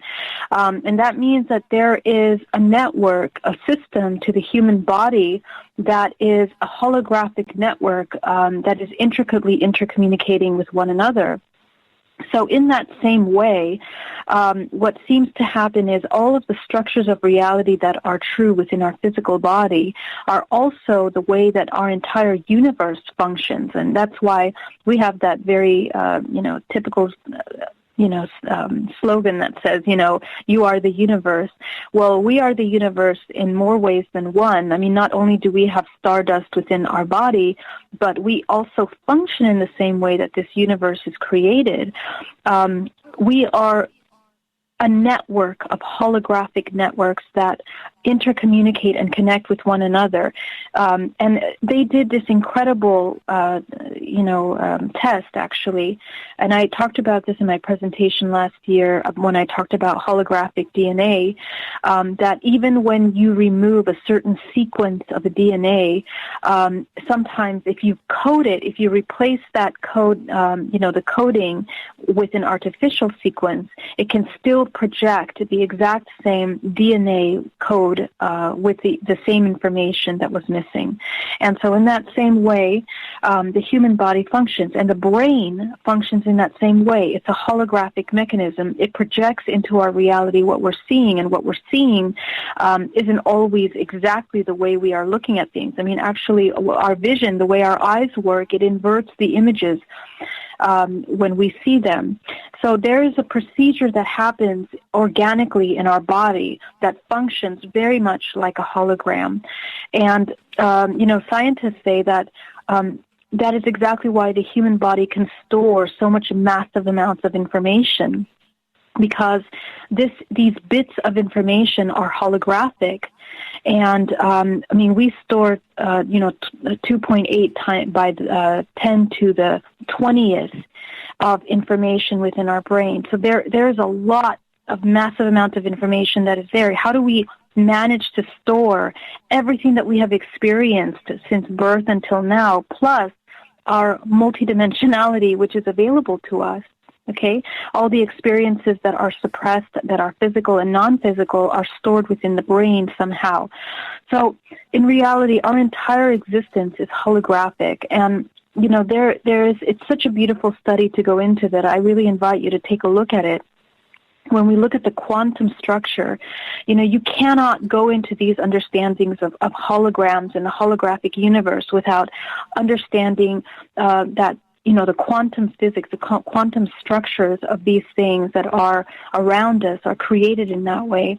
Even the universe, needs to look at the holographic model to look at how we have multiverses, pockets of information, pockets of these multiple possibilities of creation that are there within the universe.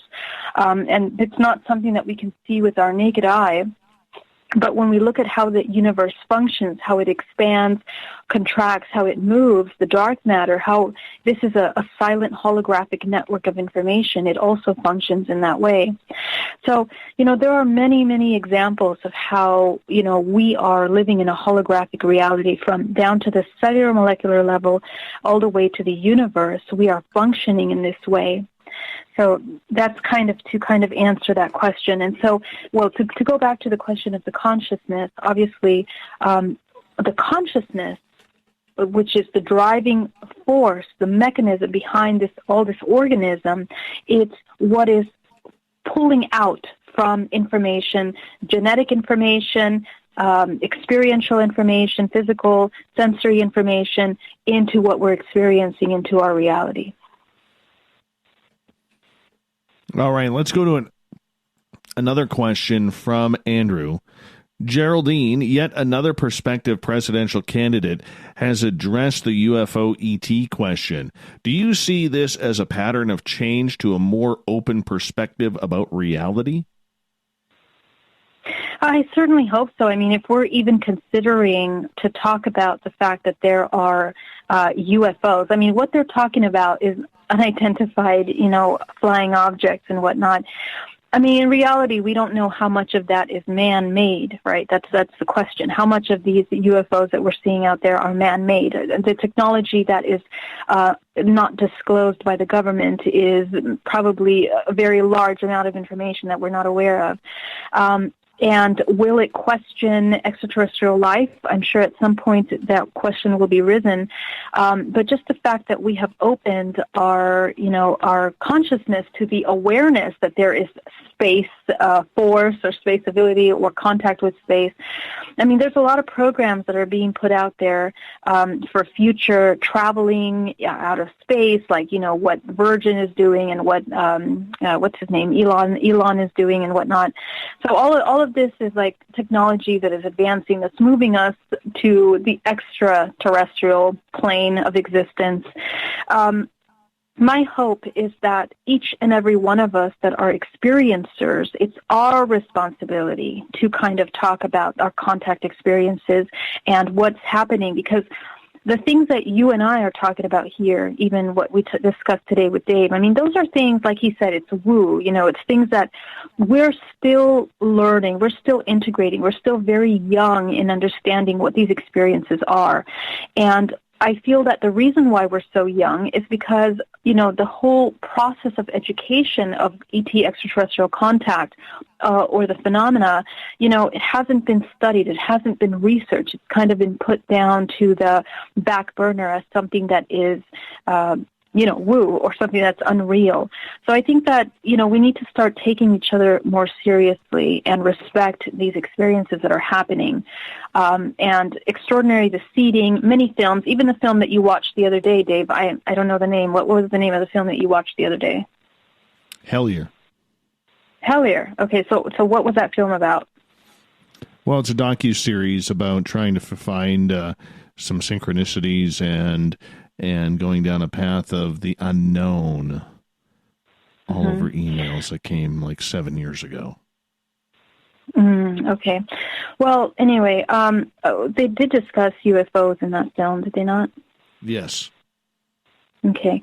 So it's just really interesting. I mean, a lot of documentaries are coming out now, on these things. And so I really strongly invite our audience to start talking about these things amongst each other. If you are having contact experiences, we have to stop being ashamed or fearful to discuss them. We just have to come out and talk about them because, I know I'm not crazy. I know Dave's not crazy. I know that, a lot of us have these kinds of experiences, and we really don't know where to place them in our reality because it's almost as if we haven't felt like we've had the permission to discuss them. And I think that that's very toxic. It's very dangerous for people that are experiencing these things and become isolated. They become afraid. They freak out. And so the more we talk about it, we are the ones that have to bring it up. I think that government and the way things are being run in this world are going to change drastically over the next 5 years. And hopefully they change in the better, in which each and every one of us as citizens of, this world are going to take responsibility for our part in creating the societies that we live in, taking more action, speaking up, grouping together, what is it called? Basically just connecting with one another, creating strong communities with clear foundations of what's, what we believe is ethically correct in our reality. And that's something that's in our hands. So thanks for that question. How do synchronicities play into all of this?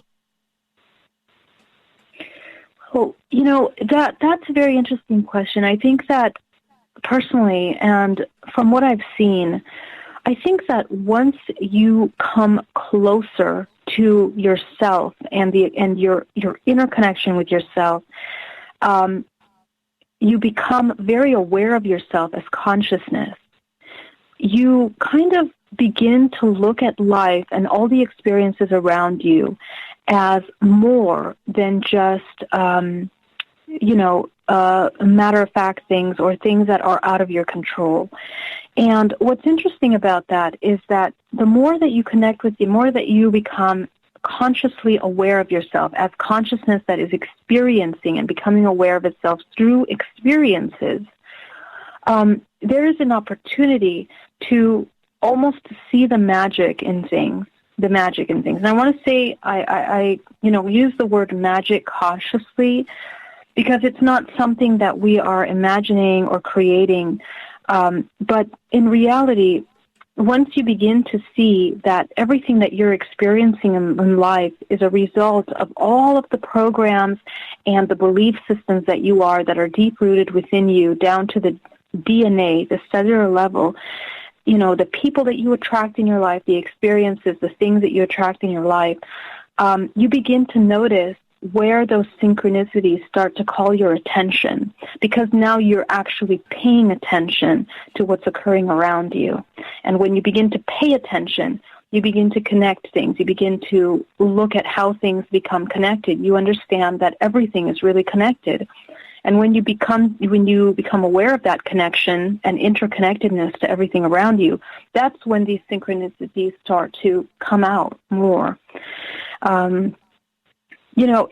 I believe that it's like you begin to look beyond the veil. You look at the algorithm, the coding that is creating our reality, and it's like you see beyond the illusion of what we originally thought. You realize that everything that you've been experiencing is not exactly what you thought. There's something more, to it. That's what I think. So when these synchronicities happen, How do they happen? What should we be looking for? Well, I would say that you really shouldn't be looking for them. And I think that's when synchronicities actually, become, have that value that they do. And I'll give you an example. In my spiritual journey, I didn't know anything about those synchronistic numbers like 111, 333. I didn't know anything about that until my conscious experience happened in 2013. And even then, when I had that experience, it kind of awoke a curiosity in me. Why on earth would I wake up at exactly 3:33 in the morning? Was that a sign? It seemed like something very cool, very interesting. But, was there a meaning to that? And I wanted to understand if there was meaning to that. And when you look into these things, you begin to do research. I went down looking at the angel numbers, and all of these spiritual people were talking about, oh yeah, I see 111 all the time and 222, and I hadn't even gotten to that point yet. I hadn't gotten to that point until years later when I started to do the inner work, and I started literally clearing up baggage and becoming more aligned with myself. When I did that, that's when I started to see those numbers like 111, 323, and synchronicity started to happen. Before that, my consciousness was not like a radio station. It wasn't in tune with seeing those kinds of things. And so I come from a place where I didn't really believe originally that those things were synchronicities or messages. But when I experienced them myself, when I woke up and I began to become more connected with myself and the world around me, these numbers started to show themselves to me. And because I was so in tune with myself, I understood what they meant. I understood that they were a communication. I understood that it was a message that was either telling me, be more aware of your emotions, or, there's a communication coming in, or, something that calls your awareness back to where it needs to come to. And so I feel like when you do the work and you become aware, when you are consciously becoming aware of yourself, this is when the veil is lifted and you begin to experience these kind of synchronicities events. And it's really beautiful. In my life, when I first made the decision, and I told the universe, I am your subject. Please use me as you need. I am here to serve. Completely allow me to work through me. In other words, for the highest expression of myself and all things. The moment I said that, my life changed completely. I got a call about a new job, and that job was like a vacation to me because I had been having my own company for 10 years, and I hadn't had a vacation in 10 years. And then I got my regression with Alba Weinman, and then when I got that regression, it's like all of these incredibly powerful synchronistic things. I met all these people. I met my good friend Lorian. I was able to talk to her about my experiences, and it just completely changed my life. And I believe that happens when you come in alignment with yourself. It's a very powerful shift. And it's a communication with the universe. And this is more to the effect of understanding how we are co-creating our reality. It's more of a, understanding of how that functions.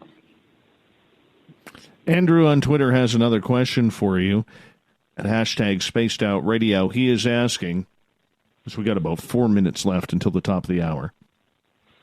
Geraldine, do you think there is literally a rise of the goddess principle in the world? Not politically correct agendas, rather a natural manifestation of the sacred feminine.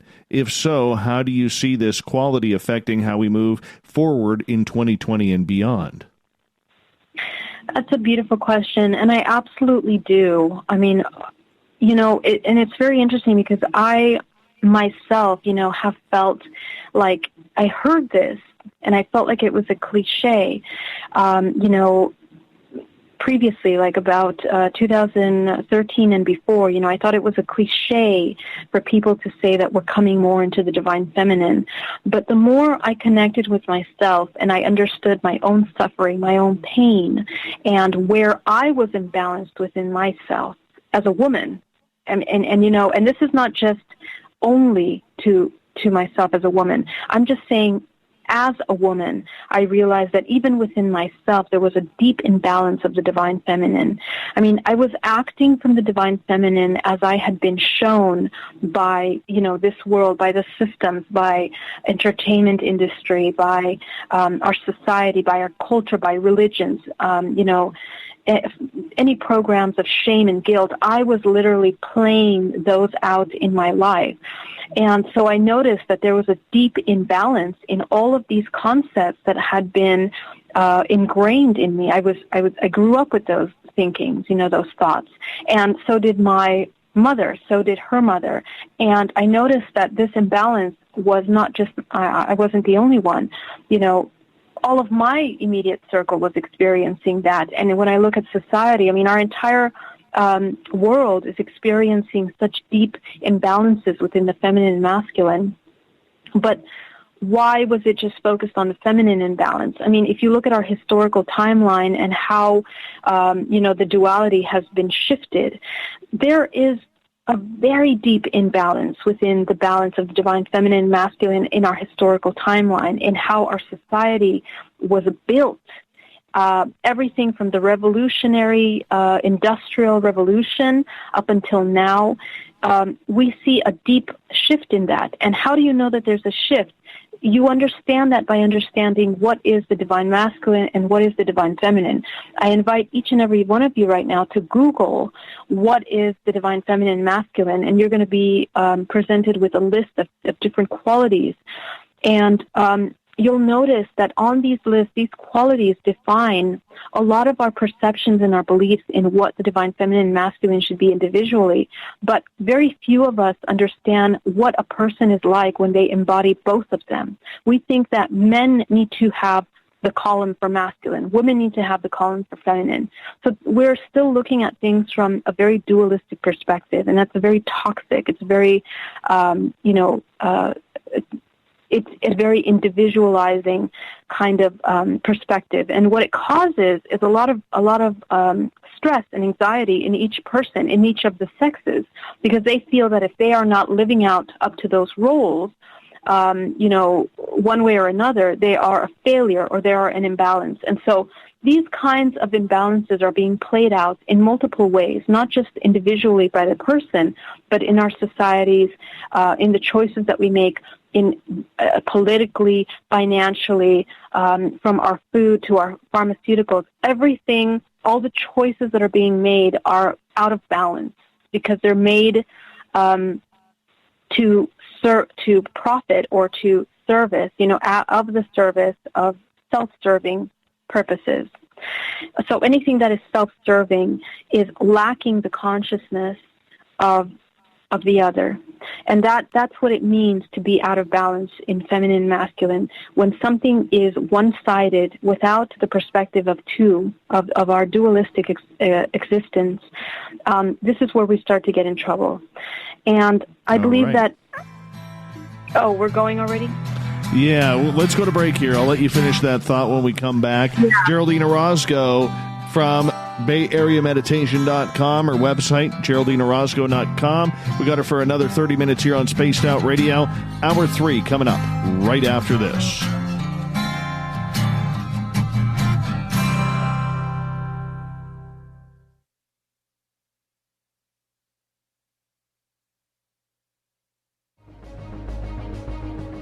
Hello everyone, this is Ryan Stacy from the Experiencer Support Association, otherwise known as TESSA. We're glad to team up with Spaced Out Radio to help investigate your experiences on the SOR Sightlines Report. Together, we'll investigate the strange sightings and occurrences you've had. We're looking for answers just like you. So fill out a Sightlines Report on the Spaced Out Radio website and let's figure out what's going on together. Hey, space travelers, this is John Resig, founder of the Chive and Chive Charities. If you know anything about our website, you know we like to do things a little differently. We're not some faceless organization collecting money for a nebulous cause. Our donor dollars go directly toward life-improving items. Then we give those items directly to an underdog who needs it most. To become a donor with Spaced Out Radio's official charity, Chive Charities, just go to chivecharities.org/donate. I'm feeling a little spicy tonight. What to do?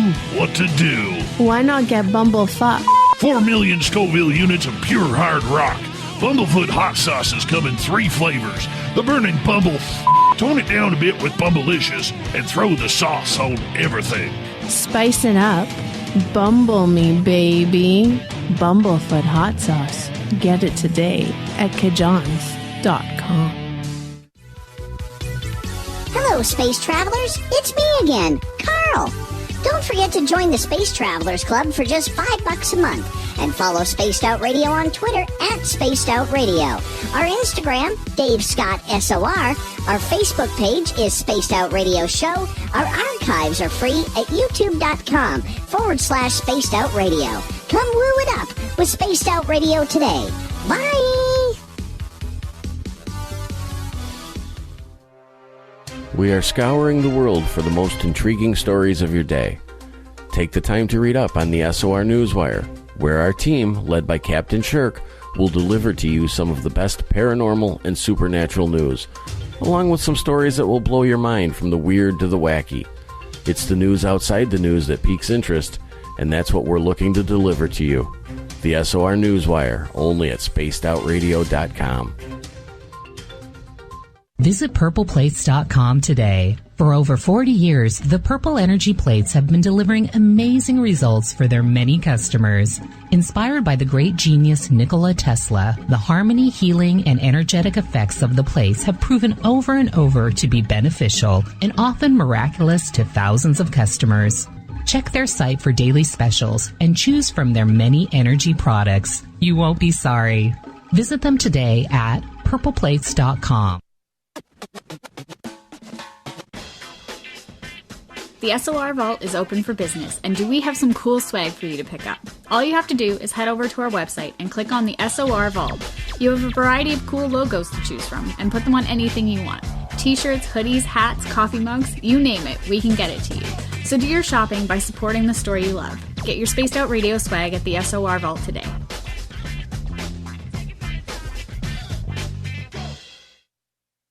Move over, brother, and let me own Saturday night. This is Rich Giordano, and I'm inviting you to tune on in to Spaced Out Saturdays starting at 9 p.m. Pacific, 12 a.m. Eastern, where I'm going to bust open the lids on everything paranormal. Why? Because we want answers, and I'm the guy who's going to deliver those answers to you. Join the chat rooms, and we'll see you this Saturday. Just be there. No, really. Hello, this is your guitar man, Ron Bumblefoot Thal, and I have to tell you, I love the response I get for Little Brother is Watching from Spaced Out Radio fans. It's amazing how music can inspire and make people think deeper about what's going on in the supernatural world. You can head over to my website, bumblefoot.com, to check out my music, my guitar workshops, my touring, even check out some of the hot sauces that I'm working on. And make sure you keep on listening, because with Spaced Out Radio, you know Little Brother is watching. Looking for creative ways to get your company out in the public? How about advertising on Spaced Out Radio? Our sales department is waiting to hear from you, and we can work around any budget. From commercial spots to banners to special promotions, there are many opportunities to get your name and product out to our SOR listeners. For a price guide and more information, please contact us at sales@spacedoutradio.com. For the price of 1 cup of coffee a month, you can become an SOR Space Traveler. The Space Travelers Club is a place where you can interact with other listeners, either live during the show or on our great forum. We want your stories, pictures, comments, and ideas.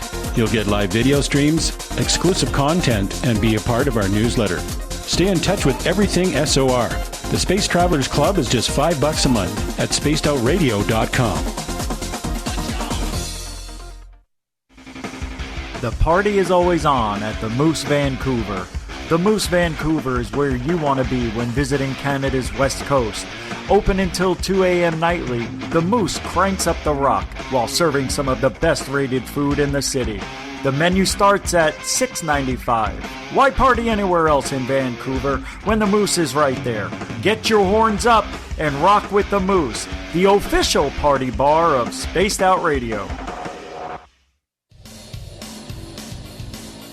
We all know on Spaced Out Radio we love a good beard and mustache, so why not take care of your facial hair with Mighty Moose Beard Oil?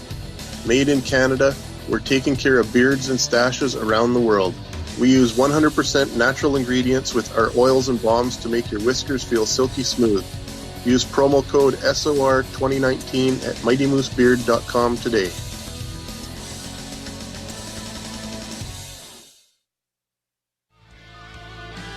A little bit of science, a little bit of skepticism. Add a dash of snark and you have the makings of Spaced Out Sundays with me, Everett Thieme. Together we will look into the reality of the paranormal with an open eye and rational thought. Oh, did I mention there'll be plenty of woo as well? Your time spent with Spaced Out Sundays will make the night even better. The chat rooms are open, 9:06 p.m. Pacific, 12:06 a.m. Eastern, right here at spacedoutradio.com. We're adding to the entertainment online for Spaced Out Radio. I'm Amber Beckard, and I want to invite you to subscribe to our YouTube channel and check out Cryptid Tales, where I will take you on a journey into some of the strangest legends and lore from around the world, relaying the stories to you of the strange creatures and experiences that people have had throughout time. You can find Cryptid Tales at youtube.com/Spaced Out Radio. And while you're there, don't forget to check out our free archives and leave a comment. See you there. Would you like to connect with us? Head to spacedoutradio.com for all your latest show info. Now, back to Dave Scott and SOR. We're kicking off hour number 3 of Spaced Out Radio tonight. I am your host, Dave Scott. I appreciate you all tuning on in, especially if you're listening in on our digital affiliates, Kingdom of Nye Radio and Revolution Radio.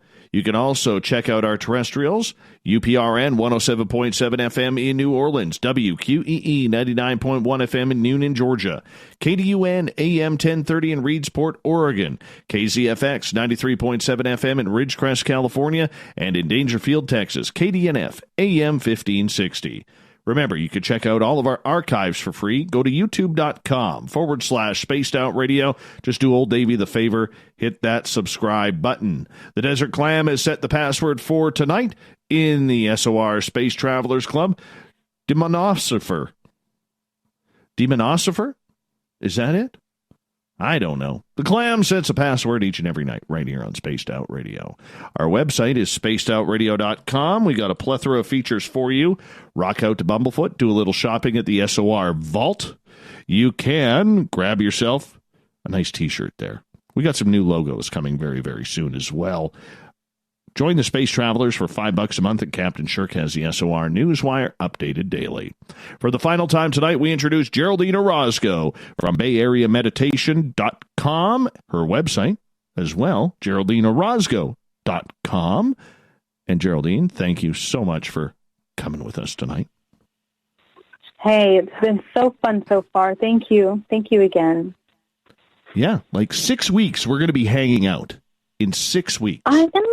It's amazing how time flies. I feel like last year went by so fast. I don't know how this year's going to be, but I'm pretty sure it's going to be just as fast. I'm excited. It's going to be an amazing year this year, Dave. I think so. I think so, too. Right before the break, you were answering Andrew's question in regards to the divine feminine, the goddess principle, and how it's going to affect the world and everything. Did you want to finish off with that?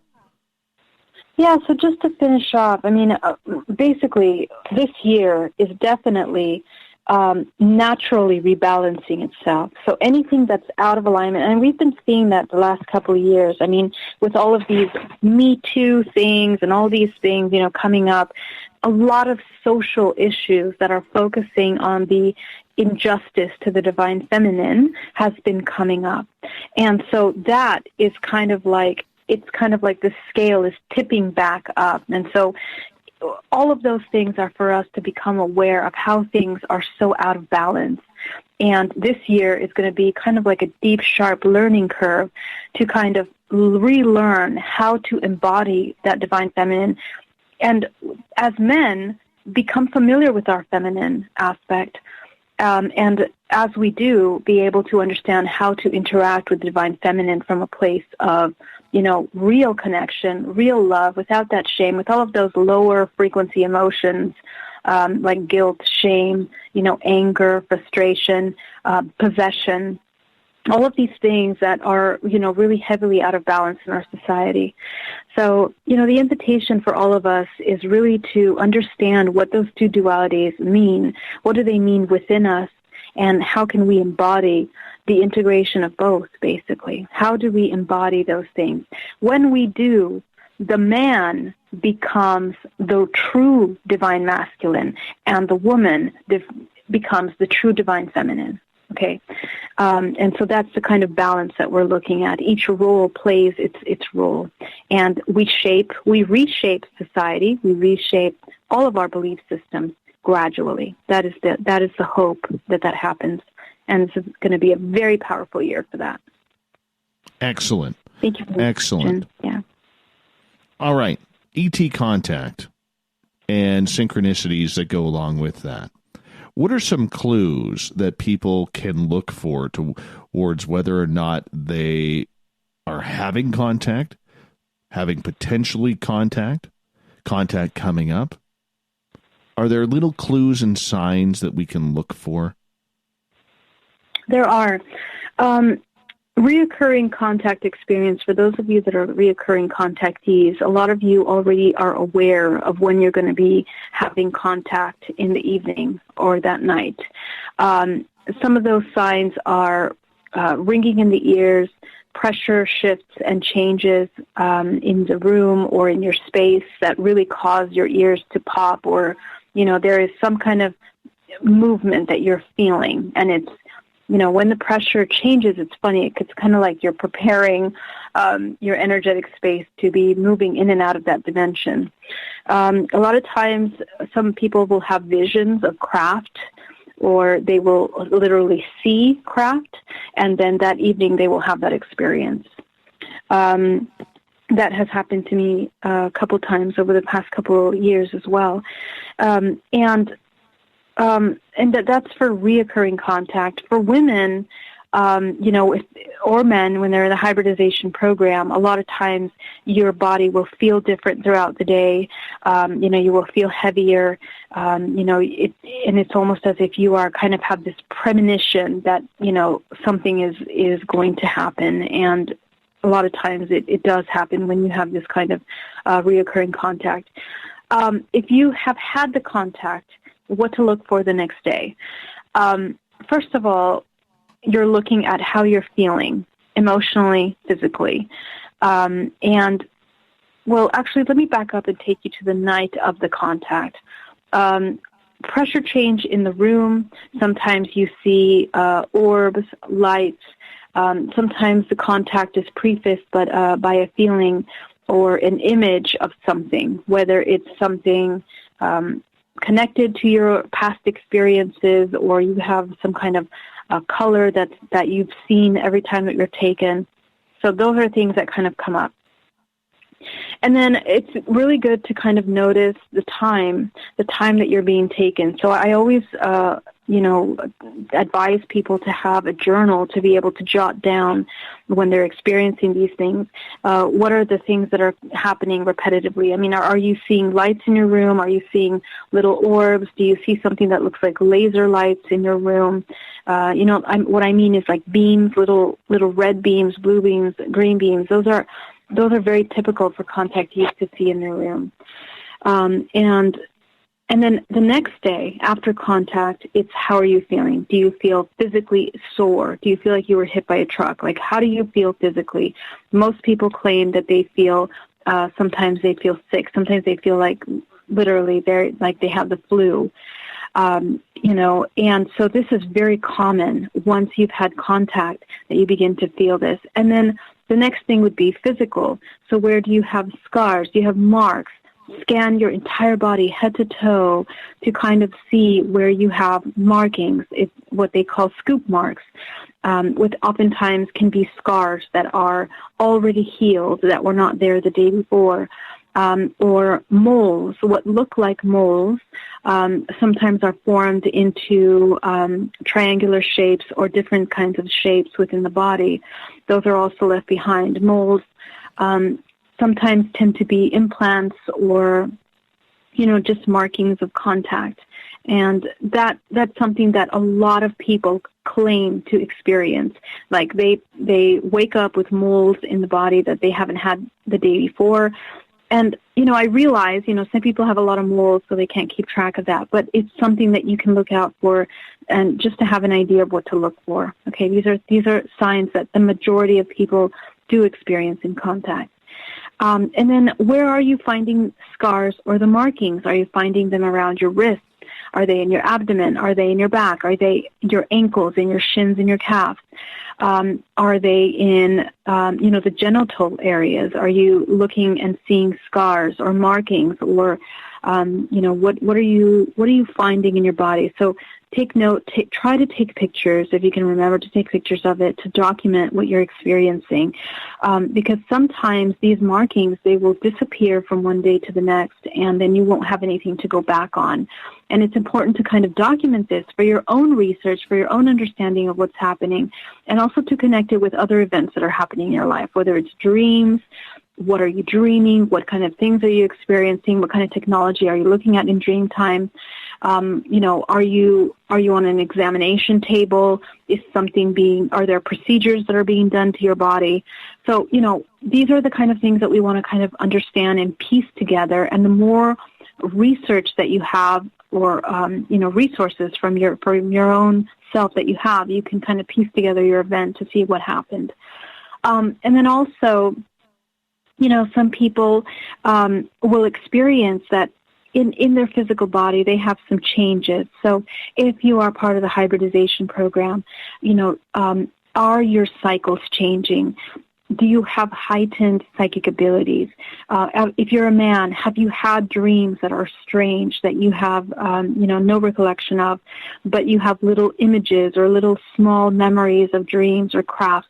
The dreams are always going to be related to UFO, aliens, contact, sometimes medical procedures that are done.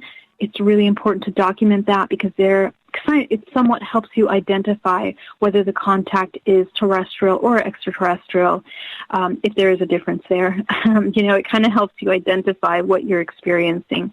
So these are a really short list of the things. I mean, we can go in the support groups. You can learn a little bit more about the questions that we're asking. And I invite you to come to my support group, hybridmother.com, if you're a hybrid parent or believe you are a hybrid parent.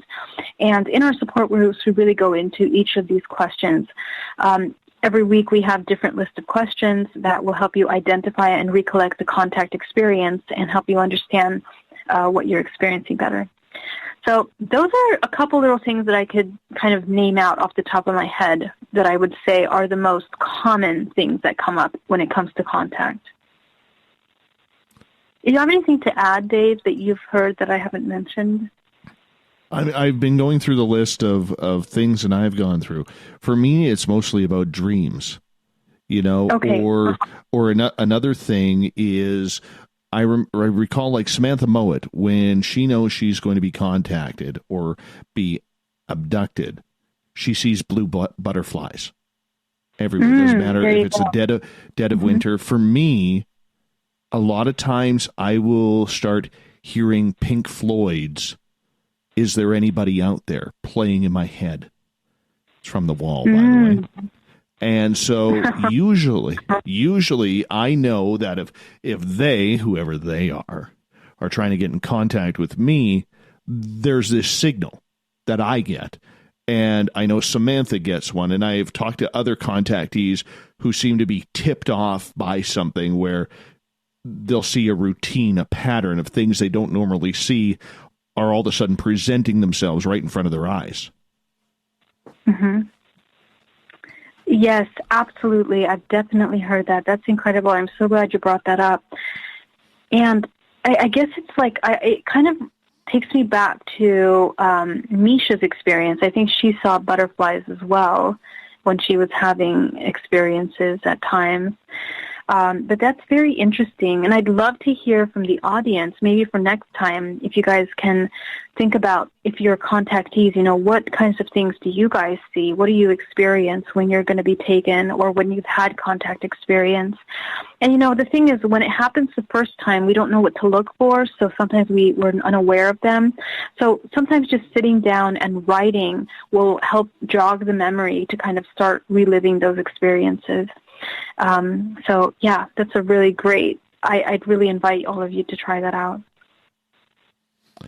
So with this contact, as it happens, how do we get downloads? Do some people get downloads before they have contact, or do the downloads usually start after the contact? I really couldn't say either way. I mean, from my personal experience, my downloads have always happened after contact for some reason. I think it's because our body is activated. It's been in another dimension. Therefore, our entire organism is kind of activated in a higher perspective, in a higher plane. I mean, either during or after, I would say. I haven't had any experiences that it happened before. How about you, Dave? Personally, and I haven't really heard that too much, but I don't know. What about you? Not that often. Yeah, I haven't really heard that much that prior to the contact it happens, usually after. So that's really interesting to kind of study. What happens to our human organism when we are being prepared to move into a different dimension. When we have these contacts, obviously there are things that are moving in and out of a certain timeline. So it's really interesting how each person is kind of activated for their contact.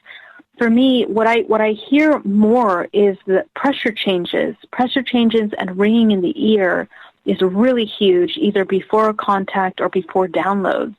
A lot of physical things happen before downloads sometimes. I mean, I know in my meditations, I feel like I get pulled in really, really deep, as if I'm being hypnotized. And I mean, I literally leave my physical body, and then I receive like the downloads. So that's how it happens for me. Absolutely. We've got about 6 minutes left with you tonight, and this show has flown on by. I think it's important for us to quickly discuss here that with ET contact, whether you have had it or whether you haven't, it's not something you call upon yourself, is it? Mm-hmm. No, I really do not think it's something you call upon yourself. I mean, I've met, for me, I had no idea that there were extraterrestrials existing in our reality when it happened to me. But for other people, I mean, I know some people that have been hoping they have contact for years, and 20, 30 years, and they've never had an experience that they could consciously relate to.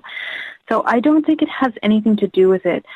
However, what I've been noticing is that people that are aware of ET consciousness, just in general, I tend to believe that they have some kind of awareness in their subconscious mind that has been activated due to contact.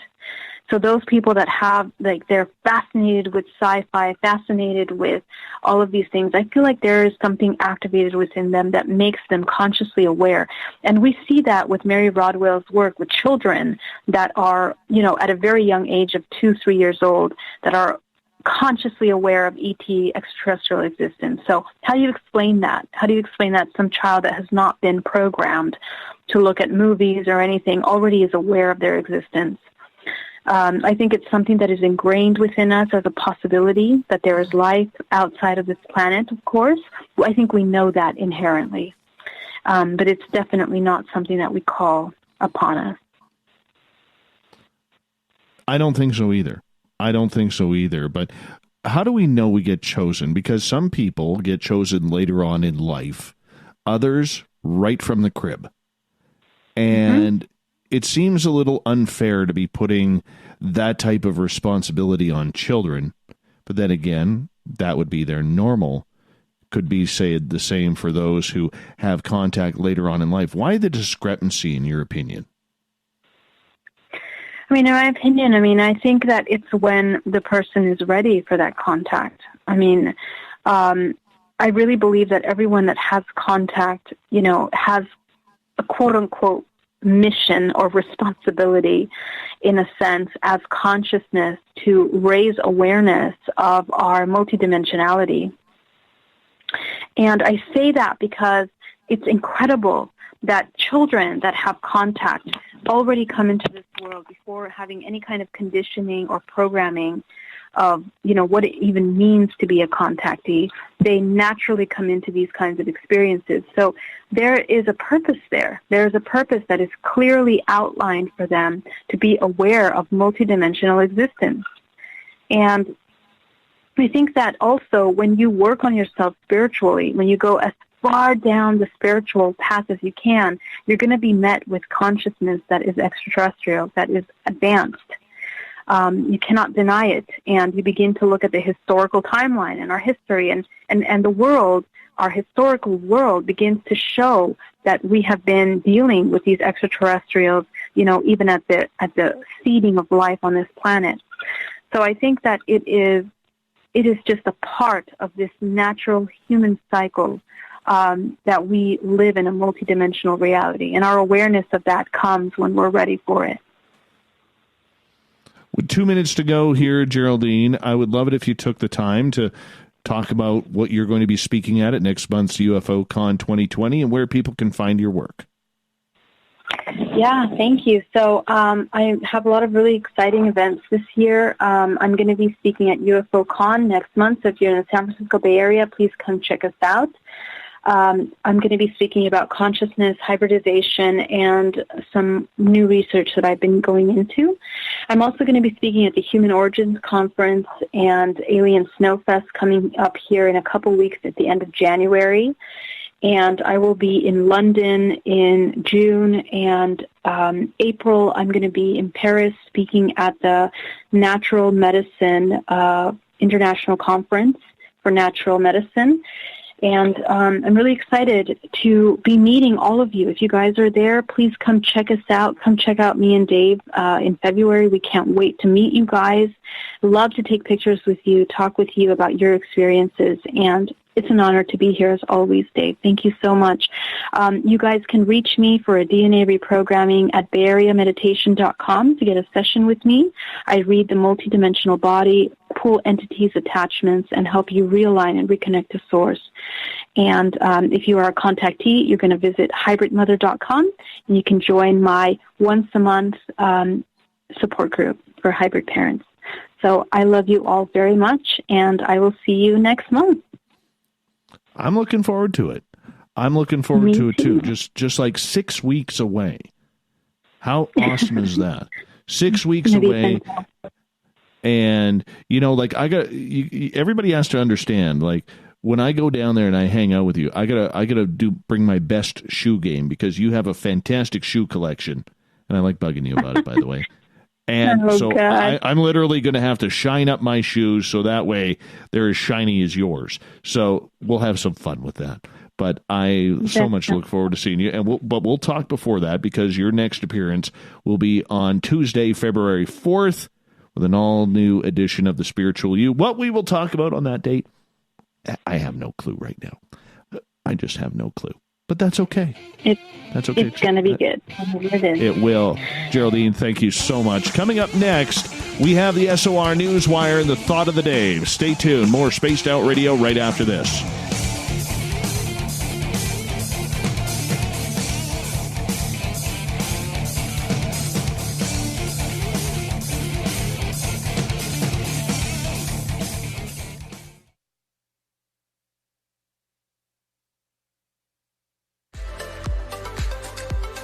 Are you looking for great advertising value for your company? Look no further than Spaced Out Radio. We have a multitude of places to get your name out there, including commercial ads during the show, special promotions, and banners on our website. Our audience is proven to support the companies that support our show. We can make your budget work for you. So for more information, please contact us at sales@spacedoutradio.com. Hey, Spaced Out Radio fans! It's John Resig, founder of the Chive and Chive Charities. Our goal is to make the life of veterans, first responders, and those with rare medical conditions 10% happier. We do this by donating one grant item, ranging from dance to therapy programs to prosthetic limbs, to those who need it most. To contribute to Spaced Out Radio's official charity, head over to chivecharities.org and become a donor today. We all know on Spaced Out Radio we love a good beard and mustache, so why not take care of your facial hair with Mighty Moose Beard Oil? Made in Canada, we're taking care of beards and stashes around the world. We use 100% natural ingredients with our oils and balms to make your whiskers feel silky smooth. Use promo code SOR2019 at mightymoosebeard.com today.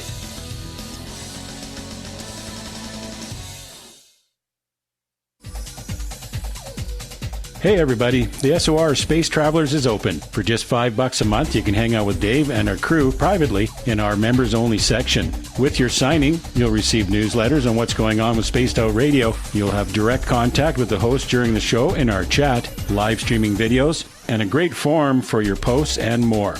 Become a space traveler now at spacedoutradio.com.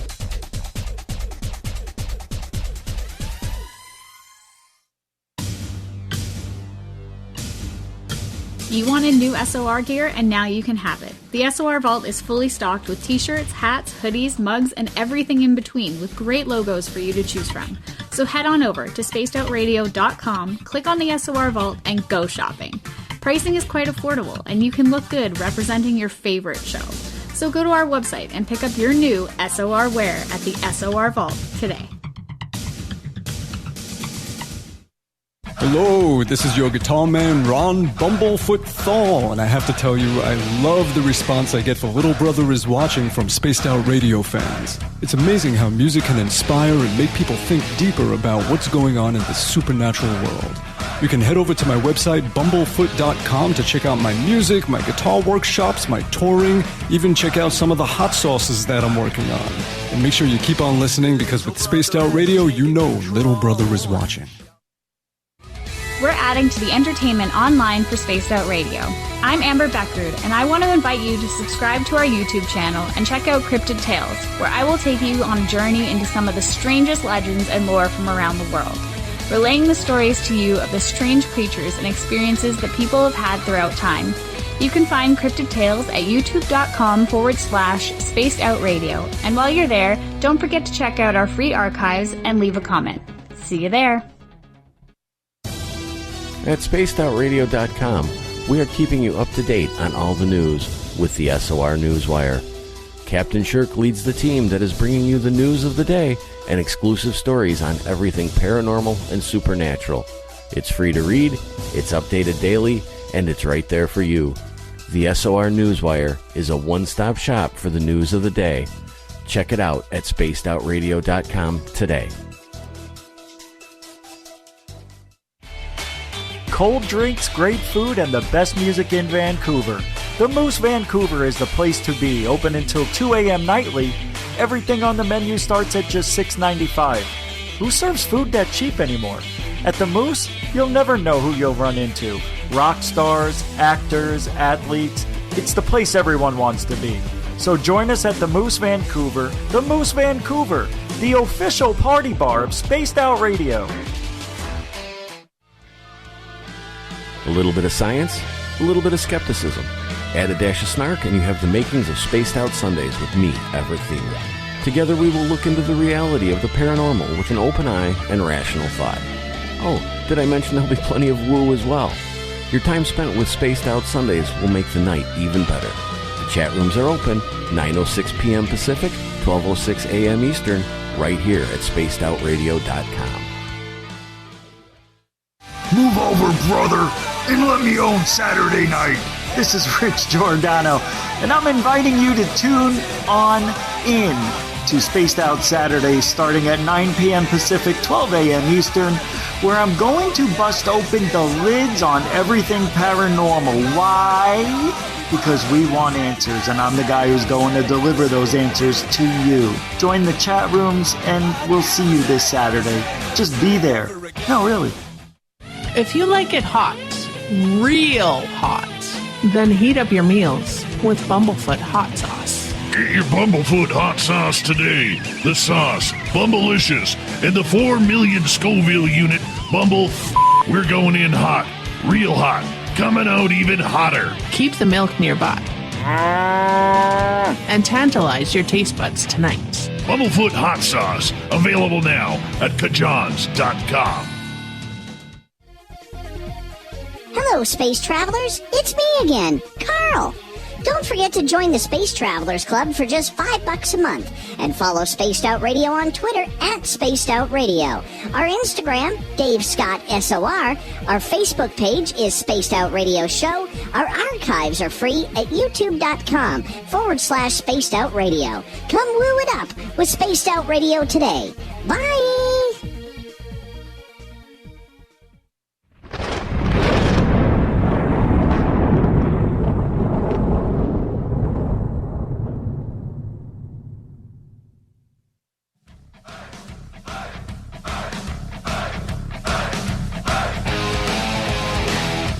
We've rounded third. We're heading for home tonight on Spaced Out Radio. I am your host, Dave Scott, sitting in the captain's chair of SOR headquarters.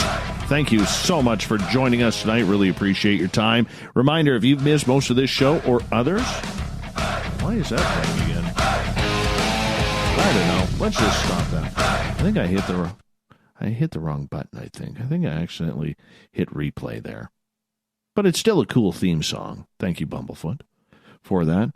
Anyways, our YouTube channel is youtube.com/Spaced Out Radio. Do old Davey the favor, hit that subscribe button. Our website is spacedoutradio.com, where we have a plethora of features for you. Rock out to Bumblefoot, do a little shopping at the SOR Vault. You can grab yourself a great t-shirt, hoodie, whatever. We got some great swag there. Also, definitely, you want to join the Space Travelers Club for $5 a month. And Captain Shirk has us all up to date on the SOR Newswire.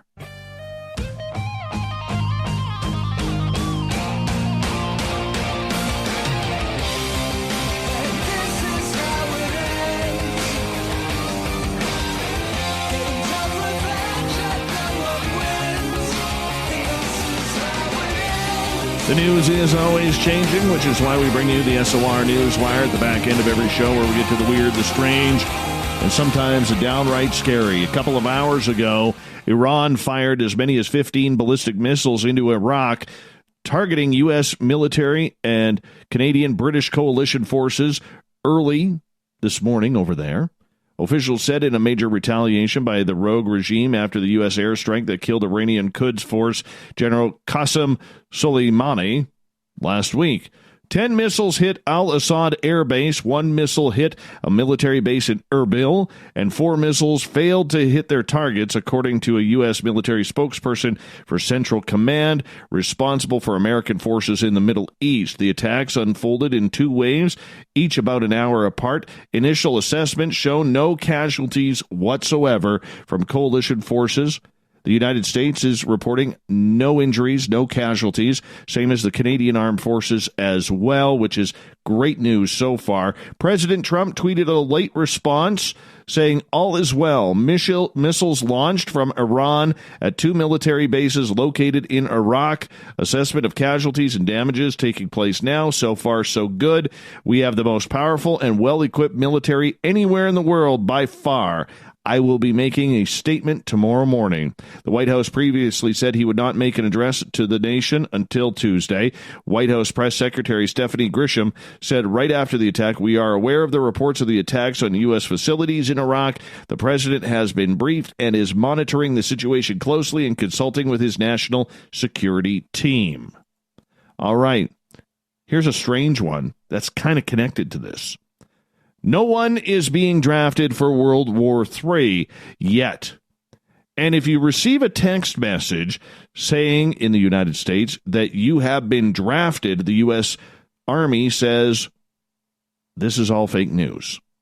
So the Army put out a news bulletin alerting the public of fraudulent text messages from people claiming to be recruiters. Some texts tell the person receiving them to head to their local recruiting office for immediate departure to Iran.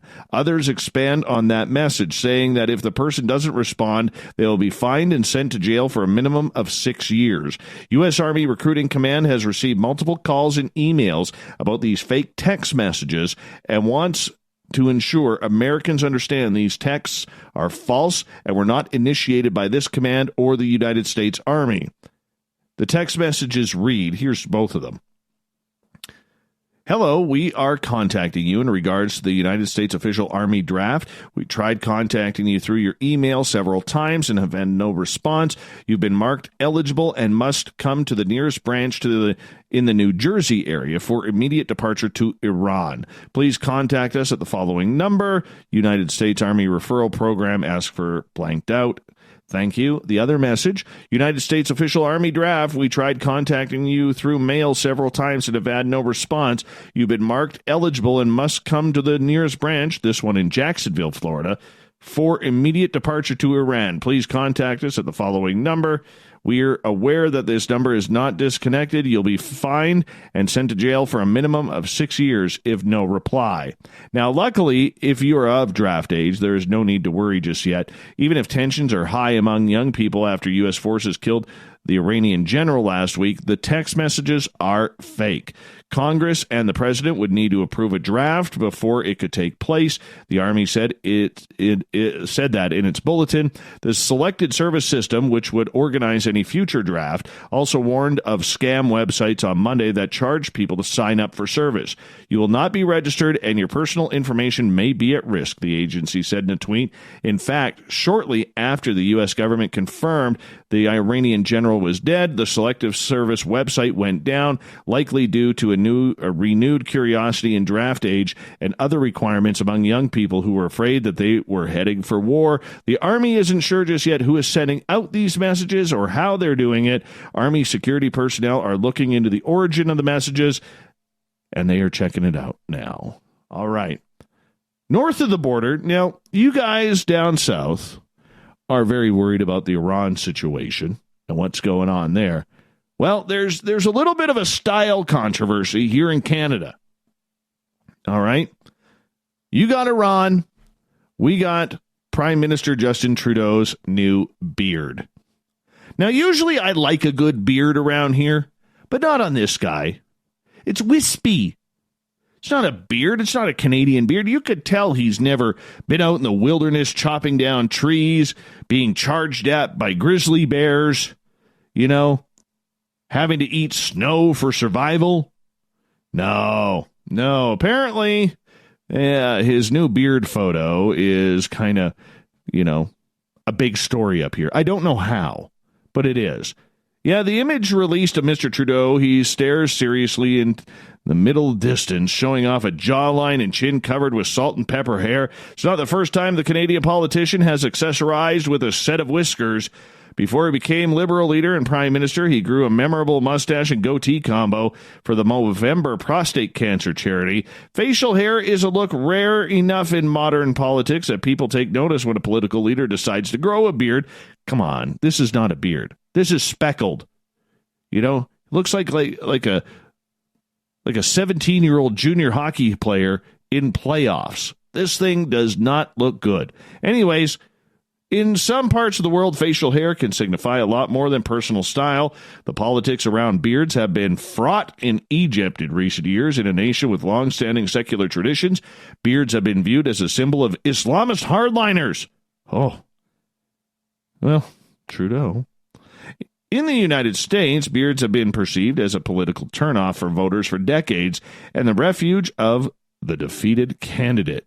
Former U.S. presidential candidate Al Gore made headlines after he reemerged in 2001 from his bitter election defeat with a full beard. Dubbed the exile beard, it was subject to intense analysis. Now, They seem to be having a moment. When former U.S. House Speaker Paul Ryan unveiled fresh stubble on Instagram in 2015, he noted that he was the first speaker to have a beard in almost 100 years, and his decision to abandon his clean-shaven look caused a stir. Only about 5% of the members of U.S. Congress have had beards or mustaches at the time, according to research from Oklahoma State University political science professor Rebecca Herrick. Because this is important stuff. Republican U.S. Senator Ted Cruz's beard, another choppy thing, which made its first appearance in 2018, fascinated the internet for weeks. India's Prime Minister Narendra Modi is known for his distinctive white beard, and the country's media took note when 18 of his 58 ministers inaugurated in his new cabinet last summer had beards as well. In the UK, when Margaret Thatcher had a beard, no, she did not. I just had to say that. When she was prime minister, her dislike of facial hair led to accusations of pagonophobia, defined as an extreme dislike of beards. Yeah, so everybody's worried about Iran right now. In Canada, we're worried about Trudeau's beard. Some 194 UFO sightings were reported in Washington state last year, about one every 45 hours on average, according to the National UFO Reporting Center. That's greater than the 160 observations reported in Washington in 2018 and reflects a worldwide upturn in sightings of unidentified aerial phenomena, as the U.S. military now terms these reports. The National UFO Reporting Center, based in Davenport, Washington, receives reports from all around the world, but says it makes no claims as to the validity of the information in any of these reports. Obvious hoaxes have been omitted. However, most reports have been posted exactly as received in the author's own words, the center says. We hope that this information will prove to be useful to the general public and the UFO community at large. The center reports that Washington state has the third highest number of total of sightings in its database, behind California and Florida. The reports from the Evergreen State are diverse. Many describe triangular or cigar-shaped objects, spheres, lights, discs, fireballs, and even formations of multiple objects. The reports came from all over the state at all times of the day and night. Some sightings lasted only 2 or 3 seconds, while others continued for several minutes, in rare cases, an hour or more. Very interesting. Very interesting. All right, moving on. Wildlife officials in India were called to a home where a leopard chased a family's dog into their house and ended up locked in a storage room. The forest department in Tehri says the leopard was chasing a dog, and when the canine fled into the owner's house, well, the big cat followed. That's a big cat, by the way. They're just angry cats. Homeowner Najendra Singh says the dog managed to give the leopard the slip inside the home, and Singh's nephew was able to close and lock a storeroom door behind the wild animal. Forest Department officials were summoned to the home and captured the leopard, which was then taken to a rescue center for review. See, here they would have probably just killed it. It's what they tend to do with bears. A couple celebrated their love for each other. Oh, this is a beautiful story. Might bring a tear to our eyes. And their fondness for their favorite outdoor goods store by holding their wedding at a Bass Pro Shop store in Tennessee. Oh, what a romantic moment. The shopping Kodak shared photos on Facebook from the wedding of customers Lonnie and Pam. Oh, beautiful. The photos show the pair holding their wedding ceremony next to the large aquarium in the store's trophy fishing section. Here at Bass Pro, we will sell you a boat, a gun, even some clothes. Shoot, you might even try getting married here, the post said. The newlyweds said they met as teenagers, but only started dating recently when they reconnected on Facebook. Yeah, good for them. Good for them. I asked her out on a date 37 years ago, and she told me no. It took me 37 years to get her to say yes, Lonnie said. Pam Harris said she works at the Bass Pro Shops location and wanted her coworkers to be able to attend her wedding. The manager of the location said the store previously hosted a wedding about 7 years ago. You know, Bass Pro Shop really does have its advantages. I mean, it's a great place for gift recommendations for anybody of any wedding or occasion. Yeah, I'd go there. get married there. No, I'm not getting married. Not getting married ever again. Over 2,000 discarded Christmas trees were donated to New Jersey environmental officials to reinforce sand dunes at Island Beach State Park. The state's Department of Environmental Protection posted on Twitter that its response was quite successful from the public, far exceeding the original goal to collect 200 Christmas trees over the weekend. Christmas trees are often used to repair damage to sand dunes, which provide a habitat for many types of birds and about 400 plant species. Department officials are now seeking volunteers to help move the trees into specific areas. The Ashbury Park Press reported that volunteers and state workers will meet at the park this Saturday at 8 in the morning. That's actually kind of cool. Kind of cool. All right, let's get to it, shall we?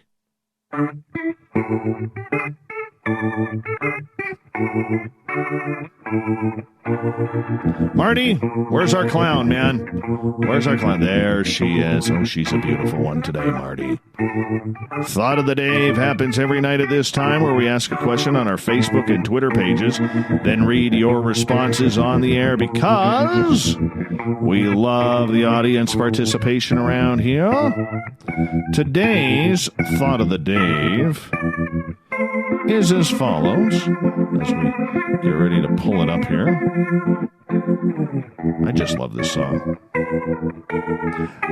How do you deal with the hangover, personally and financially, from the holidays?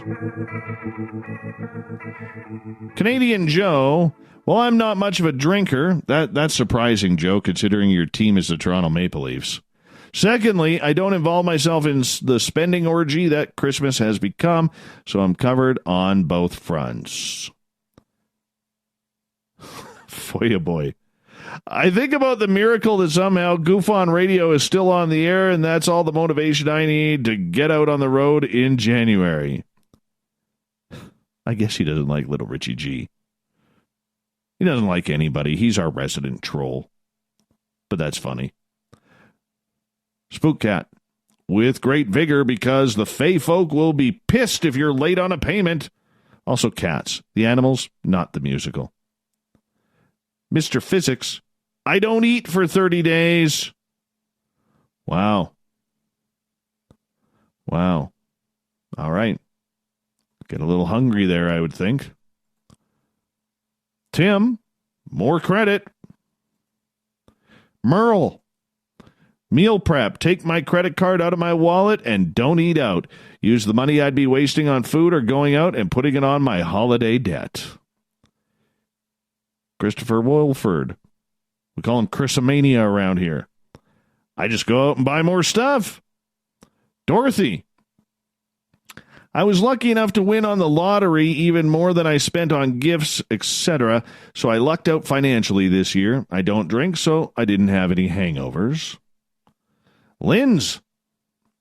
Go slow.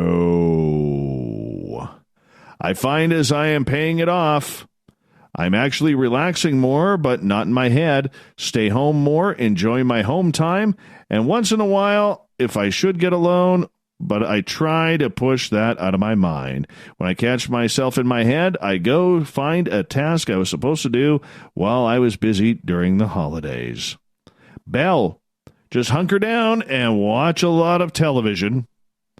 Jonathan, drink water instead of alcohol takes on an entire new meaning just to be pissing it all away. LOL. Happy New Year, Dave. Well, Happy New Year, Dr. Jonathan Reed. Catherine. Well, being broke helps, and I stopped escaping from reality with alcohol about the third day after I turned 21. Kelly and Kelly's beard. Lots of rice and ramen noodles, especially when my wife and I go way overboard on each other. Kind of sucks having a birthday so close to Christmas. That means gift cards. Oh, I hate gift cards. Hate gift cards. You know, my whole attitude towards the whole gift card thing is this. I mean, they're cool because you get to get what you want from that person. But is there anything more impersonal of a gift than gift cards? I have an anti-gift card rule at Christmas time for my family, or my birthday, or anybody else's birthday that I celebrate. I don't buy gift cards. I think they suck. I really do. It means that you know nothing about me. Hate gift cards. Buy me toys. Buy me stuff that I want. I'm always hinting. I'm hinting 24/7, man. Marty, both my wife and I being sick over the holidays was a blessing in disguise. Neither one of us felt well enough to shop or get drunk. Gabe, take it up the tailpipe when it comes to my financials. John, no hangovers if you don't drink. Stopped when I stopped eating meat. Never felt healthier. Josh, don't have any. What do you mean by hangover in this context? I didn't mean alcohol. I meant the holiday hangover. It's amazing how many people didn't get that. Edie, crying. Nick, I am a tightwad and don't buy anything at Christmas. Halloween is a kick in the pocketbook. I collect all the bottles and cans I can. That helps a bit. Karen Smurl, former guest. I thought you meant the hangover. Oh, no, I haven't done that in years. Captain Shirk. Oh, I don't drink alcohol unless I'm at a Rob Zombie concert, nor do I go into debt. If I can't pay cash, I can't afford it. It's an easy way to live. Craig, I leave the country for a month. Harlan, final words. I didn't drink. Thank you to everybody taking part in today's Thought of the Day. We'll do it all again tomorrow, because that's what we like to do around here. And we say a big thank you to Captain Shirk for getting all of our news together on the SOR Newswire. And you can find all of her news at spacedoutradio.com. We also want to say a big thank you to Geraldine Orozco for coming on in for the Spiritual You. That happens the first Tuesday of every month. Geraldine's website, once again, if you want to check it on out, is GeraldineOrozco.com, or you can check her out at BayAreaMeditation.com as well. Her next appearance, February 4th, and then I get to hang out with her at UFOCon 2020, the 20th through 23rd of February in San Francisco. We got Mr. Ron Bumblefoot Thal rocking in the background with Little Brother is Watching. Bumblefoot is the official music of Spaced Out Radio, rocking us in and out of every single show. Get your horns up for the guitar god himself. Special thanks to everybody listening in at work, at home, in your cars, in our chat rooms on Spreaker. Good to see you back, Renee. We're also on Revolution Radio, LGAB, Facebook, the SOR Space Travelers Club on our website, and all the snarkers and snarkettes at hashtag Spaced Out Radio on Twitter. I know you're out there somewhere. Remember, this show is copyright by Spaced Out Radio and SOR Media Ventures Limited. Thank you so much for sharing your evening with us tonight, because together, my friends, we're watching. We own the night.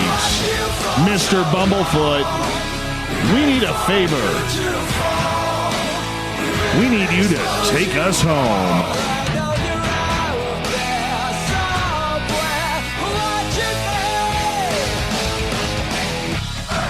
Have a great night, everybody. I got to go deal with Angry Granny. Tomorrow night, we got Chris Cogswell, William Pullen, Reality Paranormal. I hope you enjoyed as much as I will. We'll see you tomorrow night. Have a good one. Sleep well. Good night. Da-da-da-da. Come on, you're all air guitaring right now with me. Here we go. Let's rock it out hard. Da-da-da, da-da-da, da-da-da, da-da-da.